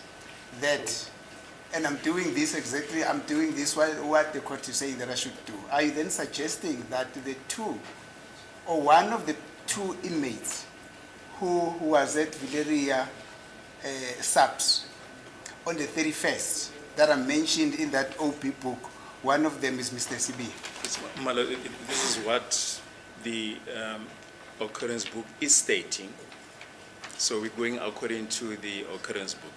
That is the reason why I'm standing up. Are you then suggesting, on the basis of what is stated there, on that occurrence book, are you then suggesting that one of those inmates or those awaiting trialists was Mr. CB? My Lord, we've referred to the entries. If counsel wants to take it up with his client, he can do so by all means during re-examination, my Lord. There's no such a procedure that counsel is resorting to. But that is exactly what the court said I should do. moment. In other words, the court is saying I must ask you directly, and that is exactly what I'm doing. I've got an order from the court or permission from the court to talk to you directly, and this is exactly what I'm doing. So you can't tell me that there's no procedure like that. In fact, you need to direct that to the court, not to me, because I'm doing exactly what the court says I should do to you. My Lord, when we were objecting during the evidence in chief of Mr. Sibiya, counsel pointed out that there will be an opportunity for the state to cross-examine the witness, and Mr. Advocate Nisi was at pains to remind the state that there will be an opportunity for the state. We just wish to remind him of that, of what he said, that there will be an opportunity for him, my Lord, for re-examination, and he can then take or clarify that issue with his client. We're just going according to what the entry reads, my Lord, that in conjunction with the evidence of the witnesses. The court, my Lord. Mr. Sibiya needs to respond to that question now, which is the reason why I am pertinently asking you, is the state then implying that one of the two people who was visited or who was in the cells on the 2nd, is the state then implying that one of them was Mr. Sibiya? If that is so, where that proof is? That is basically my question, and the court says I must direct that to you, and I've already done that. My Lord, this is what is implied in the entries in the occurrence books, my Lord. Mr. Sibiya was detained in the cells. They are visited the cells, and this is a report that is being given by the people who are visiting the cells. So this is what is implied, my Lord, in the occurrence book, my Lord. This is my Lord, perhaps if the witness is given the whole background of Exhibit NN, this court will clearly recall on the 31st of May 2020, the evidence of Gininda is that I sent Mohola to go and fetch the witness in the box for the purposes of identifying the Sangoma, the Inyanga. So, Mr. Mnisi is quite correct. Is the implication then that the two accused, awaiting trial prisoners, that the inspector or whoever went for the inspection at the cells is Mr. Sibiya? Because according to the evidence that we've had, Mr. Sibiya was already booked out for the purposes of going to hunt and search for the Sangoma, the so-called places. I can't believe what Mr. Ramsipile just plays on the roll. I don't think he's referring to the entries, because we get into that entry. We are at 11 o'clock, and there's another entry at 11:30 that is referring to, my Lord. But once again, we just want to put it on record. This is what the occurrence books state. Sergeant Mohola testified that she put Mr. Sibiya in the cells, and all these entries refers to the people who were in the cells. Then we have just referred to the entry at 11 o'clock, as confirmation of the fact that Colonel Sonepoel says there was an entry or cell visit at every hour. The previous visit was at 10 o'clock. This one is at 11 o'clock. Cell visit. Warrant Officer Kobe and Constable Matlakwane found 2 awaiting trial prisoners in custody without complaints.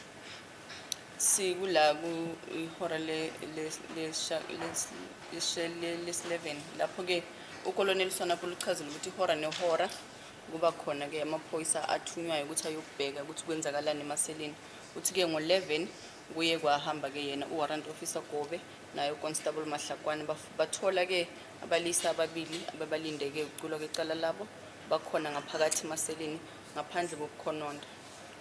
ngoba ngisho ukuthi mina iphoyisa lafika kimi kayi-1 ngatshena ukuthi ngishayiwe akaze kuphinde kufike iphoyisa. As Kwaze I've kwa- stated that there was only one police officer that came to me and he came to me once. ngoba ngeke ngachaza ukuthi omhane bangifice ngilele. I did indicate further that Mohane and them, when they found me, I was sleeping.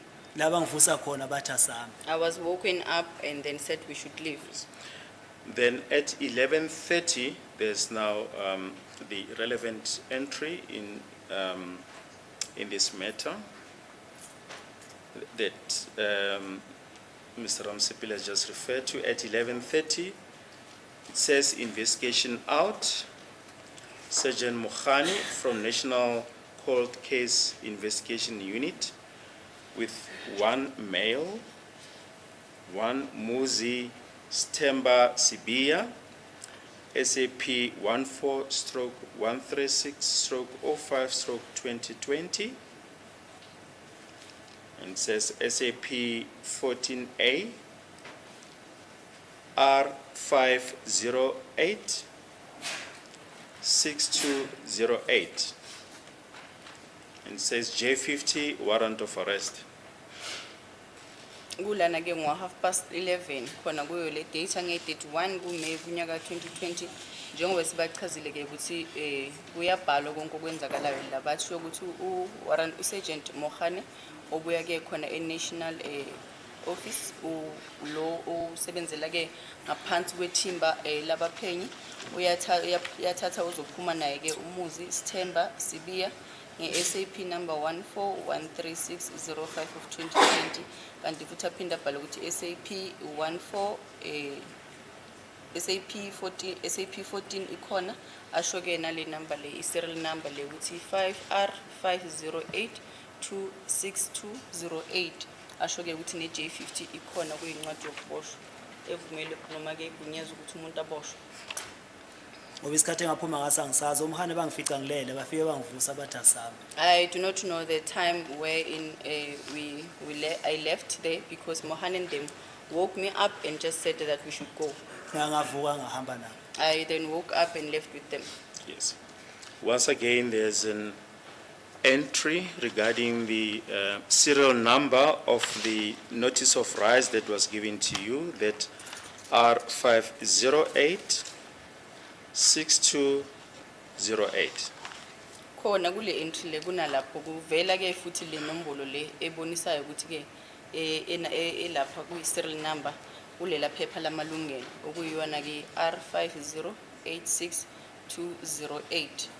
Showing that you were in possession of your notice of rights. Lokho kusho ukuthi ke noma qinisekisa ukuthi ke wawunayo ke icopy yamalungelo wakho. Cha akuqinisekisi lokho. Okuqinisekayo ukuthi kuyavela ngapha nangapha kodwa aqinisekisa ukuthi mina nganginaleli phepha lo. Ngoba ngilokhu ngishilo iphepha leni abakaze beze benginike. Akaze bengifundela aze benginike.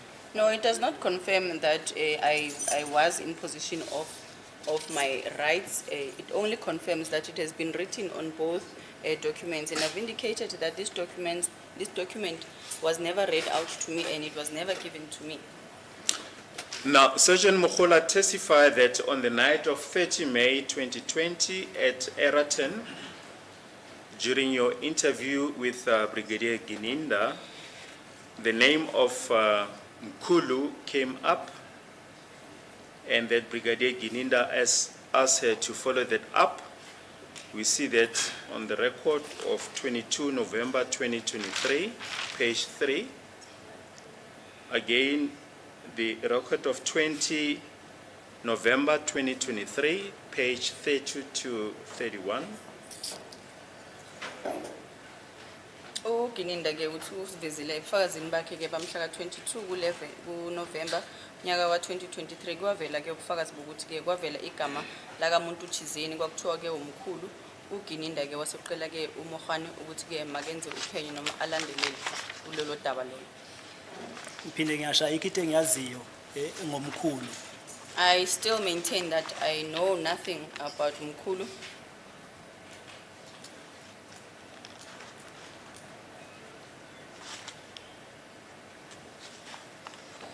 And we'll briefly refer to, just read out from those proceedings, 22 November 2023, page 3, at line 9, Mr. Mgumazulu, ma'am, on the last occasion we dealt with the issue of Dobsonville, where the version of accused one is that you switched on this mobile phone and you scrolled his contacts until you came across the name Mkhulu. Then Sergeant Mukhola answered, my lord, that is not the truth. The name Mkhulu came up, my lord, on 30 November, my lord, after Brigadier Gininda informed me there is a follow-up information that I had to attend to.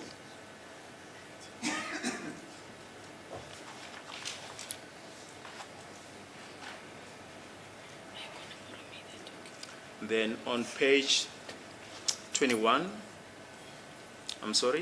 the proceedings of 21 November 2023, page 55, line 6, Sergeant Mukhola testified as follows, my lord, all I can say, my lord, the person who informed me about Mkhulu, who is a traditional healer, it was Brigadier Gininda, while the accused had left for a confession.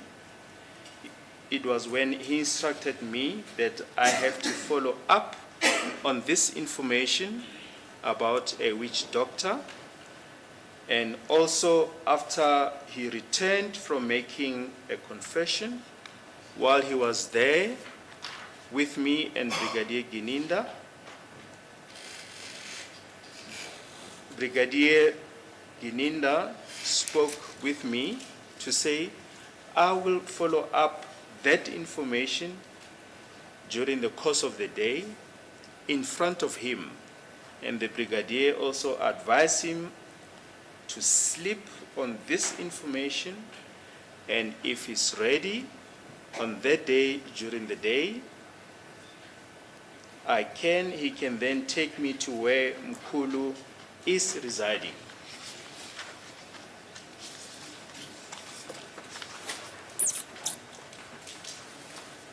Ubufakazi ke baka Mkhula la washo wathi inkosi yankantolo ke mina ke umuntu owangitshela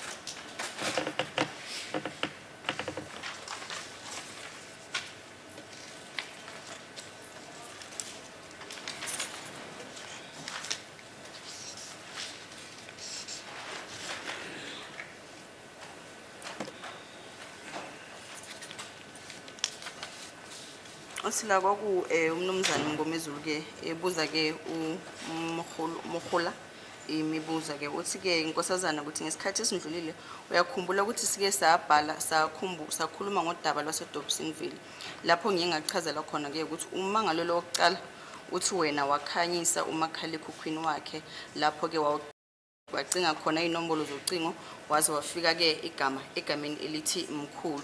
Uyaphendula ke yena uMkhula uthi ke inkosi enkantolo igama elithi Mkhulu lafika lavela kimina noma ngaqala ukwazi ngalo ngomhla ka-30 kuMay lapho ke uBrigadier Gininda engitshela khona ukuthi kufanele ukuthi ngilandelele noma kunomkhondo kumele ukuthi ngiwulandelele. To Mr. Ngomezulu uthi ke futhi kuloko kushiwo ke umangalelwa noma ke iclient yakhe ukuthi ke mabaceda base bayamfonela loyo muntu loyo uthi ke yena bese Mr Magwaza okuyena inyanga that accused number 1 uyisebenzisayo yena umnumzana Magwaza loyo.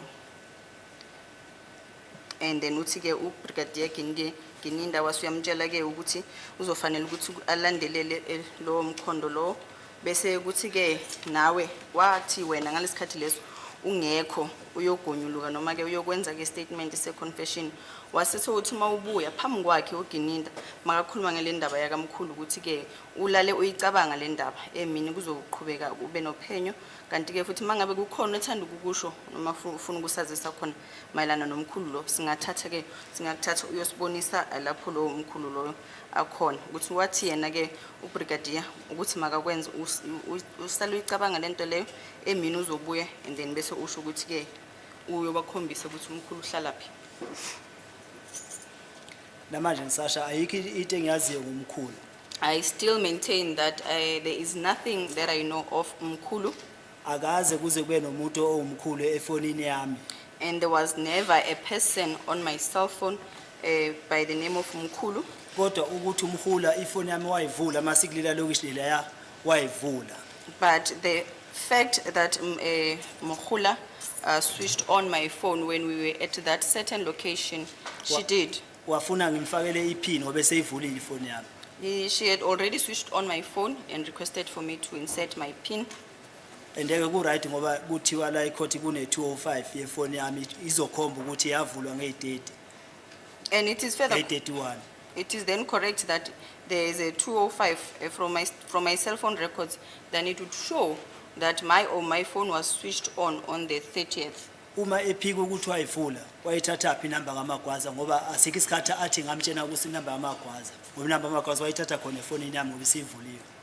If he's saying if he's denying the fact that she switched on my phone, is where would she have gotten this Magwaza person's number?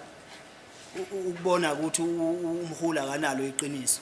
Inamba kaMagwaza uyithatha efonini yami kodwa futhi akavumi ukuthi inamba kaMagwaza ithatha efonini yami ngoba uye wafonela uMagwaza. Mina ngibone sengenwa eDobsonville wasebecela ukuthi bacela ushimba kanjani bakhombise la kuhlala khona uMagwaza. This is the reason why I'm pointing out to the court that she is not telling the truth, because she's saying that she got the numbers from my cell phone and she does not agree again that she opened my phone. So I only realized that when we were in Dobsonville, then I was being told by this Mkhulu person. Magwaza person, pardon me. Sergeant Mkhula testified that after your cell phones were seized on the 30th of May 2020, they were kept in a safe at Eraton. Uthi-ke uSergeant Magwaza mangiqeda ke ukuboshwa nini mhla ka-30 kuMeyi nyaka ka-2020 omakhulu ekhukhwini benu bathathwa bayogcinwa ke endaweni ephephile. Kusho bani? Who said that? Sergeant Mkhula. Sergeant Mkhula. She testified that after your cell phones were seized on the 30th of May 2020, they were put in a safe at Eraton. Uthi-ke omakhulu ekhukhwini benu bafakwa ke esefini police station yase Eraton mhla ka-30 kuMeyi. Namanje ngisasho umhula ifoni yami ufike nawo lapha kuleli lokho esadibana kulo wayivula wasethi angifake iPin ila akhona ukuthola khona inamba kaMagwaza phakathi efonini yami. I still insist and maintain that Mkhula switched on my phone at the location wherein we met, and then he opened my phone and then scrolled until he found Magwaza's numbers. Ukhuluma manga lento ayikhulumayo. What she's saying here is all lies. Yes. But you'll recall that in your evidence in chief, you testified that the motor vehicles drove maybe just before that. Is it correct that you were traveling in the Toyota Fortuner that was driven by Sergeant Mohani? Benihamba ngeToyota Fortuner ke ehamba ngoMkhani ngalelo langa. Ngiphinde ngilungise lenkulumo le eToyota Fortune. Lesikhathi esendlule bengikade ngikhumbula sengazi ukuthi kwakuyifortune esasihamba ngayo kodwa ngithe mase ngilokhu ngihleli lokhu ngicabanga kahle le ndaba le ngakhumbula ukuthi imoto esasihamba ngayo iqashiqayile kancemane. Let me clarify this Fortuna issue as I've indicated that I firstly thought that it was a Fortuna that which we were traveling in. But in actual fact, when I think or go back to my thoughts, I then remembered that it was the Qashqai that I had spoken about. But, Kodwa nayo ifortune yayikhona. But the Fortuna was also there. but the evidence of all the witnesses was that you were conveyed in the Toyota Fortuner. Kodwa ke ubufakazi buthi ke wena uthe wawuhanjiswa ngale Toyota Fortuna. Mina ngithi ngangihanjiswa ngeqashiqayi. I'm saying that I was transported with this Qashqai. Ngishilo ngathi eqaleni ngangalenza lo phutha loba bengisafuna ngicabanga ukuthi ifortune yingangihamba ngayo kodwa ngithe mangilokhu ngihleli sonke lesi sikhathi lesi ngiyicabangisisa kahle lento le ngathola ukuthi mina ngangihamba ngeqashiqayi. I did say that I made a mistake, that even if at first I said that we were traveling with a Fortuna, but I'm saying that once I have time now to go back to my thoughts, and then I had a recollection that it was a Qashqai that I was being transported with. Manje ngikhumbula kahle imoto engayigibela kwayiqashiqayi. Now I remember very well that the motor vehicle in which I was driven on, it's a Qashqai. Will this be an appropriate time to take the long adjournment? It's Okay, 1300 hours. up to 2 o'clock. That's a good case.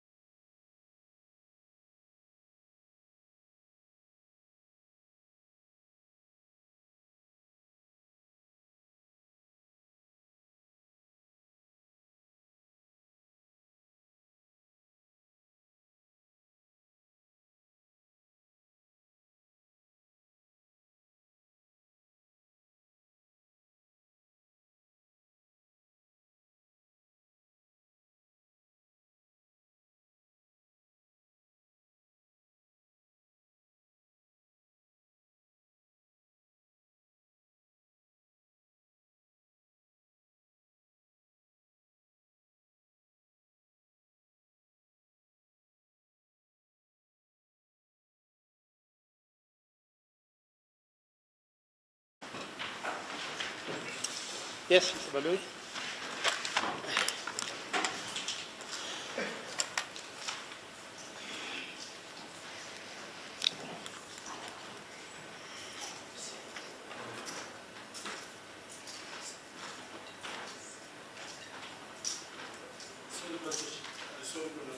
Accused number 2 is not before court. Is that so? Yes.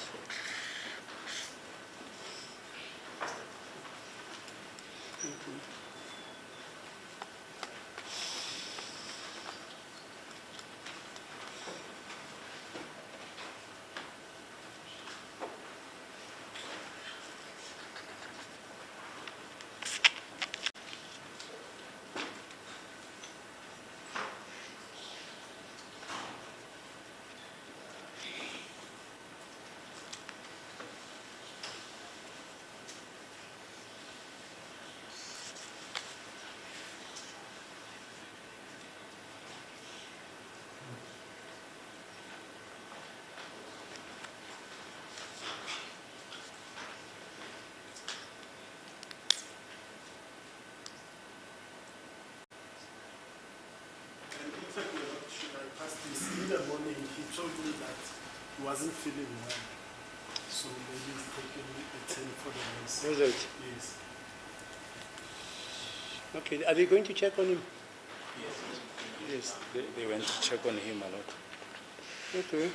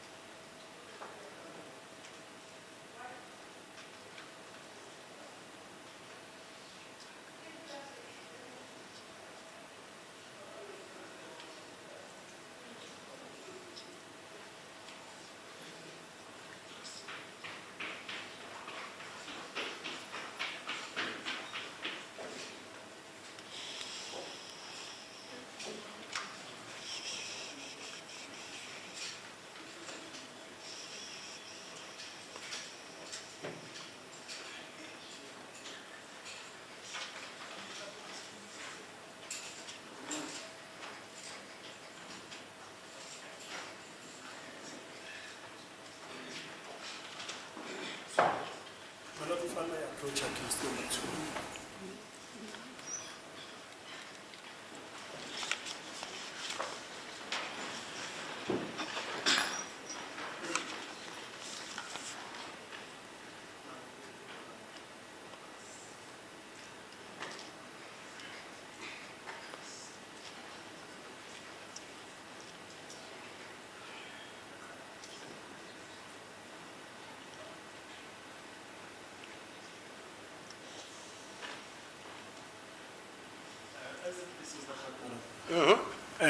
Accused number 2, Mr. Ntanzi, like I said to the court, is not feeling well, but is willing that we proceed until 3 o'clock so that he'll be able to catch the closing time of the prison clinic, my lord.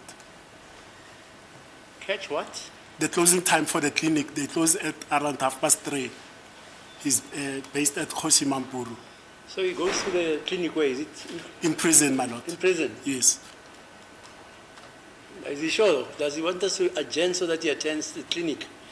I don't want people to complain that I'm unreasonable. If he wants to attend clinic because he's not feeling well, he must tell the court. Let me approach the court.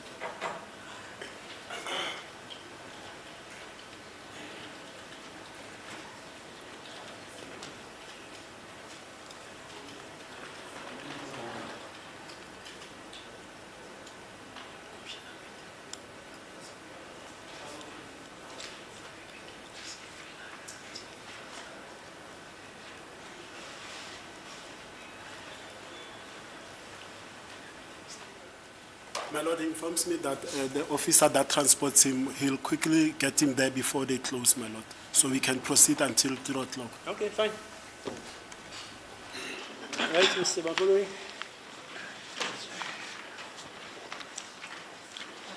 As the court pleases. Mr. Sibia, just before we adjourned, you mentioned that there's no person on your contact list or on your phone by the name of Mkulu. Is that correct? Uthe wena akekho ke umuntu obhalwe umkhulu efonini yakho. Yeah. Yes. Akekho umuntu efuthe ngibiza ngomkhulu. And there is no one else that I referred to as mkhulu. Igama lakhe ngaphandle komkhulu bami basekhaya. I mean which that person would be their name as mkhulu unless of my elders back home. You see, during the trial within a trial, on the 22nd of November 2023, page 3, your then legal representative made the following proposition to Sergeant Mukhola, and we're quoting from line 9. Mr. Mgomezulu, ma'am, on the last occasion, we dealt with the issue of Dobsonville, where the version of accused number 1 is that you switched on his mobile phone and you scrolled his contacts until you came across the name Nkulu. Ubufakazi ke ubuthuliwe la phambi kwenkundla mhla ka-22 kule uNovember nyaka ka-2023 ke kwavela ke ummeli wakho uMnumzane Mngomezulu lapho wayephenya khona umbuzo uye ke uMokhula emtshela ke ukuthi Mokhula wena uthi ke umangalelwa wena wathatha ke umakhala ekhukhwini wakhe endaweni yaseDobsonville wase uyawuvula wase uyabheka ke noma uyacinga waze wathola ke inamba ebhalwe mkhulu wathola ke inamba ebhalwe mkhulu. Mina namanje ngiyaphinda la eKatolo. Basifika kulela lokishi engalazi. Umhula weza nefoni yami kimi ngikule moto engangekuyo wafike wafuna ukuthi ngimfakele iphini efonini yami. I still maintain that the location where we met, which I don't know, Mokhula came to me and approached me with my cell phone in her possession, requesting that I put in my PIN number. Wahamba nefoni yami abuyela emontweni le Golf 7 ayekuyo lebomvu. And then he went back to the red Golf 7. ngithi angazi ukuthi wafike wenzani lapho kodwa bafonela umuntu Magwaza ngoba mangibona sesiyongena eDobsonville bathi ngibabonise la uhlala khona Magwaza. I don't know what they did on their arrival at the red Golf that they were driving in, but what I've realized is that I noticed that we now, they told me that I should show them where Magwaza resides. Mr. Sibia, we put a proposition to you and we're going to repeat it. During the proceedings of the 22nd of November 2023, page 3, your then legal representative, Mr. Mgumezulu, at line 9, put the following proposition to Sergeant Mohola. Ma'am, on the last occasion, we dealt with the issue of Dobsonville, where the version of accused number 1 is that you switched on his mobile phone and you scrolled his contacts until you came across the name Mkulu. Sibuyela futhi siyaliphinda lolu daba ke.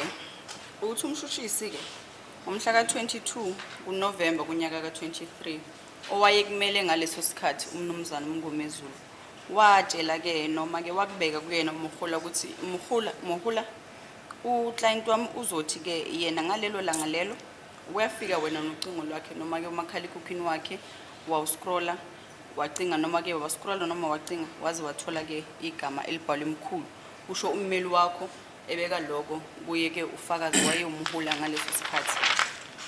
Namanje ngiyaphinda ngithi uMhula wayeza kimi wacela ngimfakele iPin efonini yami wahamba wabuyela emuva emontweni aye kuyo le Golf 7 ebomvu. I still maintain that Mhula came to me, he approached me for my PIN number to access my phone, and then he went back to the red motor vehicle.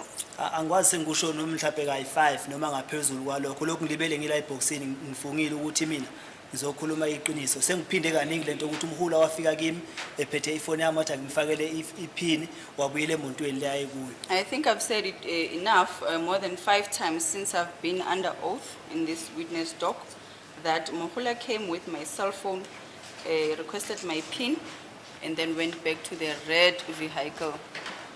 So this proposition is incorrect. Ushuthi akusiyilona lo daba noma ke li-wrong. Lelo ngisho lu right angithi ngiyasho ukuthi uMhula wafika kimi wacela ukuthi ngimfakele iPin ngamfakela iPin wabuyela emontweni. What I'm saying is correct, that Mkhula came to me, requested for my PIN, and then he went back to the motor vehicle, the red motor vehicle that they were driving in. Mr. Sibia, what we're trying to establish is that this proposition by Mr. Mgumezulu can therefore not be true, can therefore not be correct Kusho ukuthi ke lokho in kwakhulunywa light of your evidence. kusho ukuthi lokho kwabuzwa ubaba uMngomezulu ebuza ke ufakazi ngomhla ka-22 kuNovember kunyaka 2023 ngeke kube yilona iqiniso noma kulona iqiniso. Ukuthi uMhula wafuna inamba efoni lokhu iPin efonini yami kuyiqiniso. The fact that Mhula requested for my PIN, that is correct. No, the fact that Sergeant Mohola switched on your phone and scrolled through your contacts until he came across the name Mkulu. Cha kulo daba lolu lokuthi ke uMhula weza kuwe efuna ke iPin waseke escroll efonini yakho ke kuze afike ahlangane nalezo inamba ezazibhalwe Mkhulu. Efonini yami ngishila ngathi uMhula ngazi ukuthi ifoni yami wayenzani. Mase ngiqede ukumvulela yona. Like I've indicated that I do not know as to what it is that Mhula did on my phone after I had given it back to her. Mina inkulumo engizoyikhuluma la ngizela ngoba ngizokhuluma ukuthi mina ngithini enzakalayo. And the reason why I'm here is to state and tell this court as to what had happened.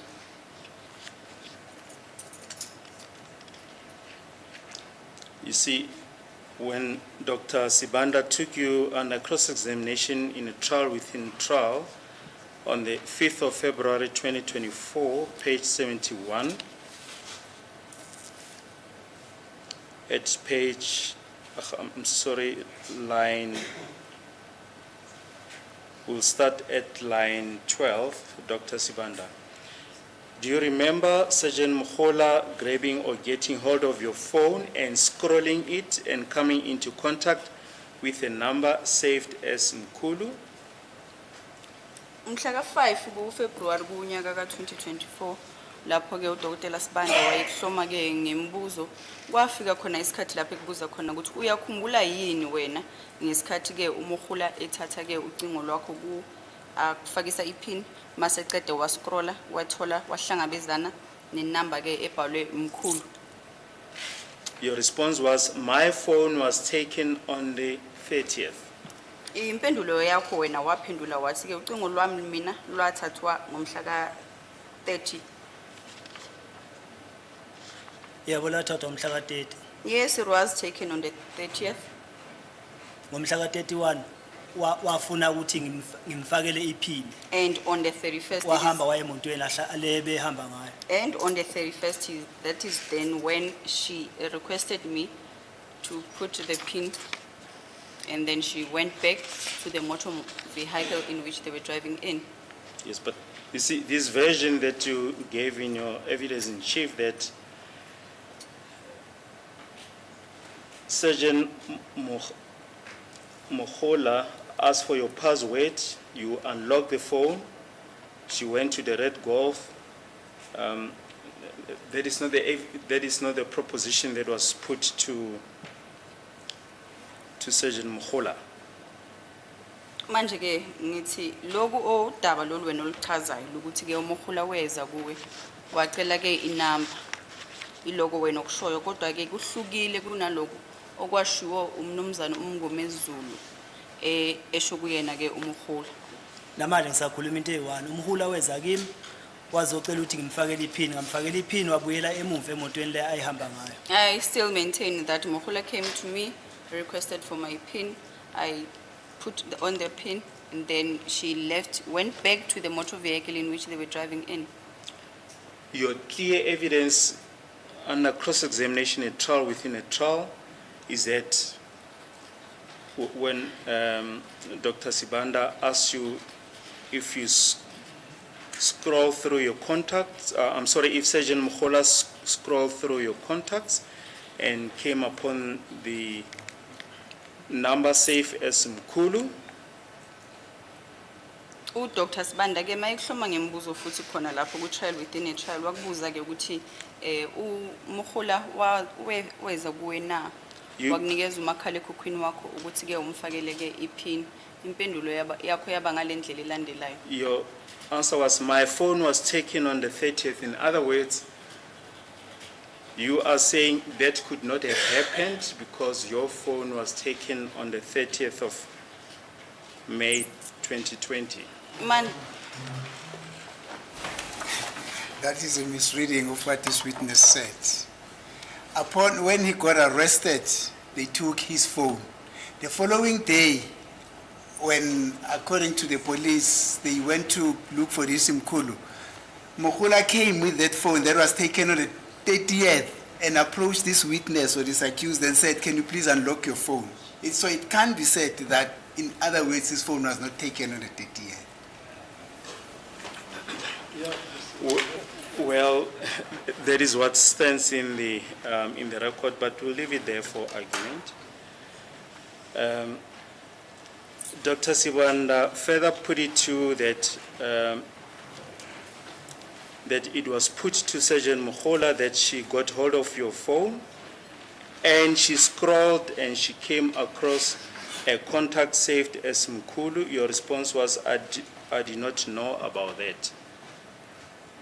Dr. Sibanda waqhubekela phambili ke washo kuwena wathi ke ummeli wakho uyena ke oveze igaba lokuthi ke uSergeant Mogola wefika kuwe ke wacela ke iPin wascrolla wathola ke igama elibhalwe noma ke inombolo eligama lakhona libhalwe ukuthi Mkhulu wena wathi ke bengingazi ngalokho mina. And Dr. Sibanda followed up with a question, sorry. He said, but that version was put to Sergeant Mogola, sir. Your response was, I cannot speak on behalf of someone who said that. Waqhubekela phambili. I'm saying that which I'm saying as I'm standing here now. Uthi ke yena waqhubekela wathi kodwa ke lokho kulethiwe noma ke kube ubufakazi obuthulwa ummeli wakho wena wathi ke angeke uze ukwazi ukukhulumela ke omunye umuntu njengoba wena uzizele wena la. namanje ngiyasho ukuthi mina kwenzakalani ngalela la umhula wafika kimi wabuya wacela ukuthi ngimnikeze iphini yefoni ngifake iphini wafaka iphini wabuyela emontweni lena ayekuyo ukuthi lapha emotweni la ayekuyo wafike wenzani angazi ngabona imoto seyibheka eSoweto la zafike zathi masifika khona le Dobsonville bacela ukuthi ngibabonise la kuhlala khona uMagwaza. I still maintain that Mohula came to me. He requested me to unlock my phone for my PIN, and then he went back to the motor vehicle in which they drove in. And then thereafter, I then noticed that the motor vehicles are headed now to Soweto, wherein we reached a Dobsonville location. Then I was told that I should point out where Magwaza stays.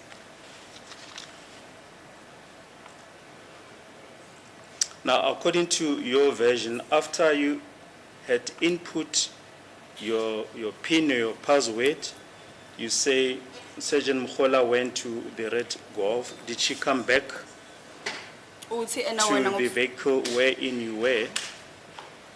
uthi wena ke uSergeant Mohula ke uye wathi makaqeda ke mawuqeda ukumvulela ifoni wase uyahamba ubuyela kule moto le bona bebahamba ngayo. Uye waphinde wabuya kuyo kule moto le wena owawuyona. Angisazi ukuthi isiphi isikhathi abuya ngaso asho ukuthi sebemtholile lo muntu lo oyinyanga. I don't know at which particular time that she came back and said that they found that Inyanga person or that traditional healer person. Noma ubuya semthami noma uthathe isikhathi kodwa uma nginika isikhathi ngicabangisise kahle futhi mhlawumbe ngabuye ngunikeze answer ukuthi lo muntu wabuya nini. It could have been that he came back after a short while or after a long while, but if you give me time to rethink and think about it carefully, then I'll be in a position to can give you an answer Ukuthi wangitshela into sebeyitholile le nyanga. as to whether when she told me that they had found the traditional healer. And nakhona lapho ngamtshela nathi mina ngazi lutho ngale nyanga ukhuluma ngayo. And I further told her that I do not know anything about this traditional healer that is being spoken about.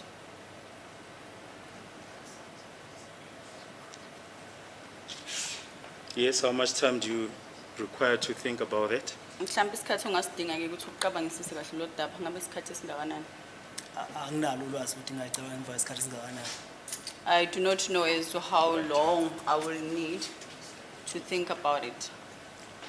But you are certain that she came back? Kodwa unaso isiqiniseko sokuthi uphinde wabuya futhi. And mentioned that they found the traditional healer or the Inyanga. Uyaqinisekisa kodwa ukuthi yena uye waphinde wabuya futhi wazosho ukuthi ke sebayitholile leyo nyanga leyo. Lenkulumo ivele nayo ukuthi sase sikuphi angisakhumbuli so angithi ngicela ukuthi unginikeze isikhathi ngikwazi ukukhumbula lo nto leyo.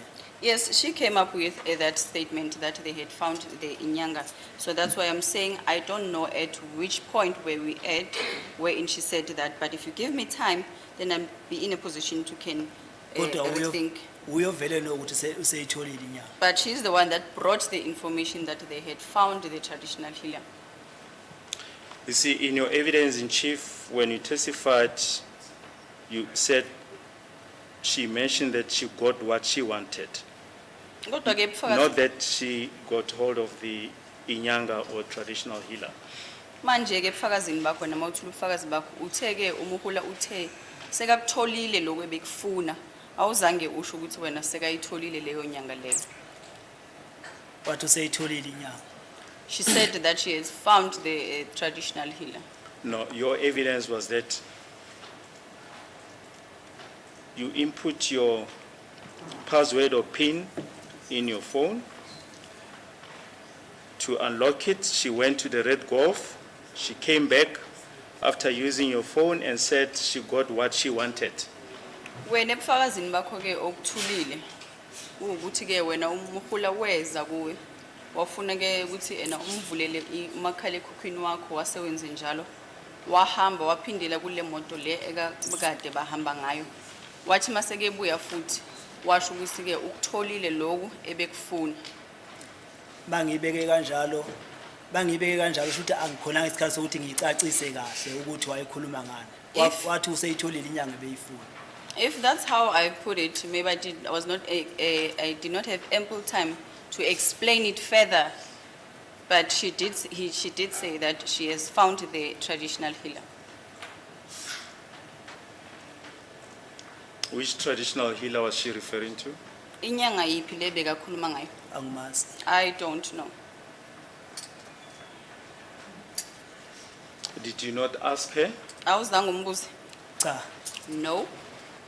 angeke ngimbuze futhi. And I wasn't gonna ask her. But just now, when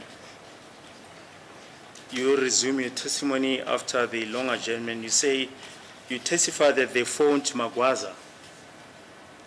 Uthe wena ke mase uqhubeka ngenkulumo yakho namhlanje wathi ke baye bafonela ke uMagwaza. Isizathu senza ukuthi ngithi bafolela uMagwaza ingoba bahamba baya eDobsonville basebethanga babonisela ukuhlala khona uMagwaza. I was saying that they had phoned Magwaza because now they had led us to Dobsonville and then said to me that I should point out where Magwaza resides. How would they have known about Magwaza? Bebazokwazi ke kanjani ngoMagwaza lo?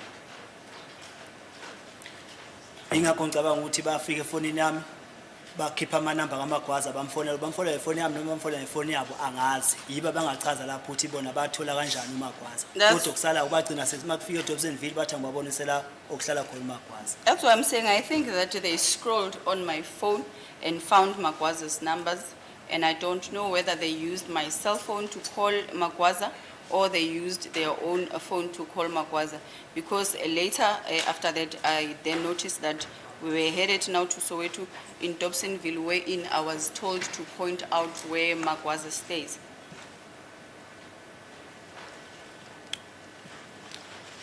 You'll agree that the evidence that has been presented before this court shows that Magwaza and Mkulu are two different persons. Do you agree? Uyavumelana nami ukuthi ke ubufakazi obuthuliwe lapha kwenkantolo phakathi kwaMagwaza naye ke uMkhulu abantu ababili abahlukene. Ngiyavuma ubuMagwaza mabefika kuye bafike bamshaya bakhuluma naye bamshiya futhi khona lapho. I do agree with you because on our arrival there, they spoke to Magwaza, they assaulted him and left him there. uMagwaza ngimazi njengomkhulu igama lakhe. And I do not know Magwaza as Mkulu. Magwaza lives in Dobsonville, whereas Mkulu lives in Palmridge. Magwaza uhlala eDobsonville, Mkulu uhlala ePalmridge. Angimazi ukuthi umkhulu uhlala kuphi kodwa engimazi uMagwaza uhlala eDobsonville. I do not know as to where Mkulu resides. I do know that Magwaza resides in Dobsonville.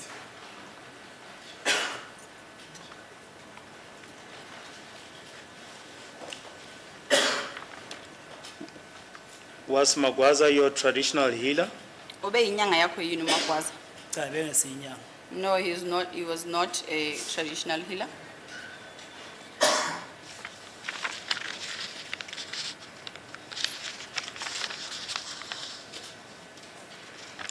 You see, during the proceedings of 22 November 2023, page 3, Mr. Mgomezulu put the following proposition to Sergeant Mohola at line 18, Mr. Mgomezulu. It is further my instruction that you immediately contacted that person who later you learn it is Mr. Magwaza, who is the Nyanga that accused one is using. Can I kindly get that? Ubaba uMgomezulu mhla ka-22 November kunyaka waka-23 uthi ke uMnumzana uMgomezulu utshela ke yena ke uMkhula ukuthi ke wena njengeclient yakhe uthi wena ke wafona efoni esebenzisa ifoni yakho efonela ke umuntu okuthiwa ke uMagwaza okuyinyanga yakho. Kwakusho uMgomezulu eqondise lokho kuye ke ufakazi kuMkhula ngaleso sikhathi. Ngiyaphinda uMagwaza akusinyanga yami. I repeat that Magwaza is not my traditional healer.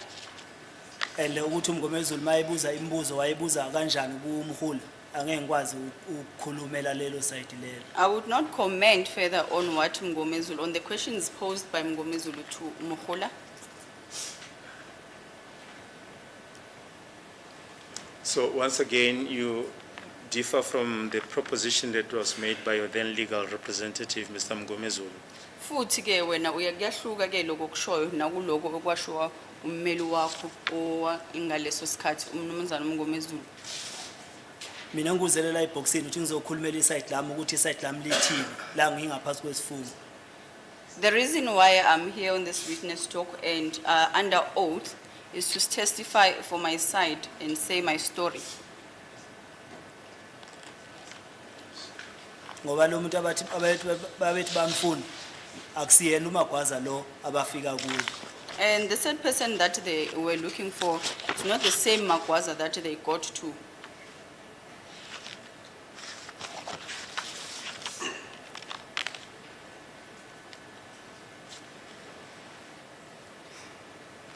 You see, in your evidence, you testify that the motor vehicles followed each other towards Thokoza. You don't know the spot or the section. You drove into the township of Thokoza. They stopped motor vehicles. Sergeant Mukhola stopped the motor vehicle. She said she wants the name of the traditional healer we used after killing Mr. Senzo Meyiwa. I said I didn't kill Mr. Senzo Meyiwa and don't know the traditional healer. She said there is a traditional healer we used. Then this one, you said she asked for my password. I unlock my phone. Uthi ke wena zashayelwa ke imoto zilandelana. Uthi ke nafika kwenye indawo ke eThokoza ke noma ungayazi kahle leyo ndawo leyo. Lapho ke uSergeant Mukhola khona acela kuwe ukuthi ke ubabonise lapho ke leyo nyanga enina yakuyo nina emveni kokuthi senibulele ke uSenzo Meyiwa. Kodwa wena wamtshela ukuthi ke asizange asazi lutho mayelana nokubulawa kwaSenzo Meyiwa. Ngithi mina imoto zaphuma ngaseFort zabheka ngasesayidini laseThokoza. Leli lokisho okwakukulo angilazi. Zaphuma ngaseForce. Zasuka eFort zabheka ngaseThokoza. Yes, what I said was that the motor vehicles left Foslo, headed towards Thokoza, towards that area or that side of Thokoza. That I do not know. Leli lokisho zafike zamakulu la umhula khona eza kimi wazothi ecela ngimnikeze iPin yami angilazi la lokisho ukuthi liyini. And I do not know the location wherein we stopped and Mukhola requested for me to open my phone. I do not know that location. We've already put this proposition that she went to the Red Golf. She came back after using your phone and said she got what she wanted. And that's when you drove off. Silikhulumile lo daba lokuthi ke uthi wena uye wabuyela lapho kuleyo golf babehamba ngayo maqeda lapho kwase kuyahanjwa. Wabuye ngithi mina mayiqeda ukuthatha iloka mayiqeda ukufaka iPin efonini yami wasebuyela kule Golf 7 ebomva ihamba ngayo. What I said is that after she put or input the PIN in my phone, she then left, went back to the Golf 7 that they were driving in.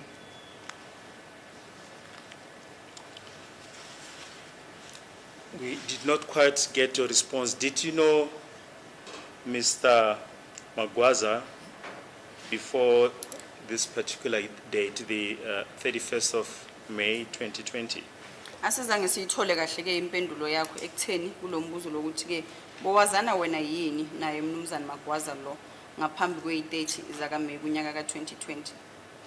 Ngiphinde ngiyachaza mabefika kuMagwaza ngibabonisa kuMagwaza ngoba ngazi lapha yakuhlala khona uMagwaza kumazi mabefika kuye bemshaya uMagwaza lapha uyabatshena ukuthi mina uqala ukungazi January 2020.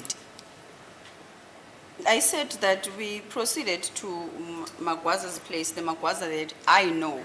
And then upon arrival there, Magwaza was assaulted and he told them that he started knowing me in January 2020.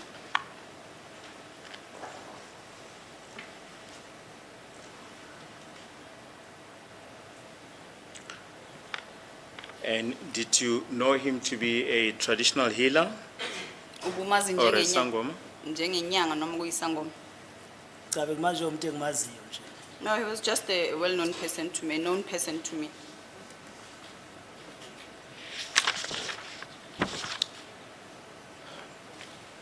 Well, let us see, we inching close to the time that was mentioned. I don't know if we should carry on. Sorry?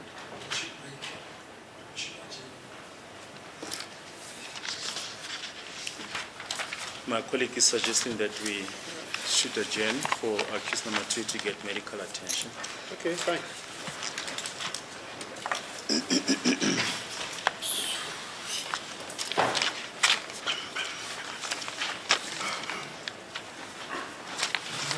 Yeah, adjourn until tomorrow at 10 then.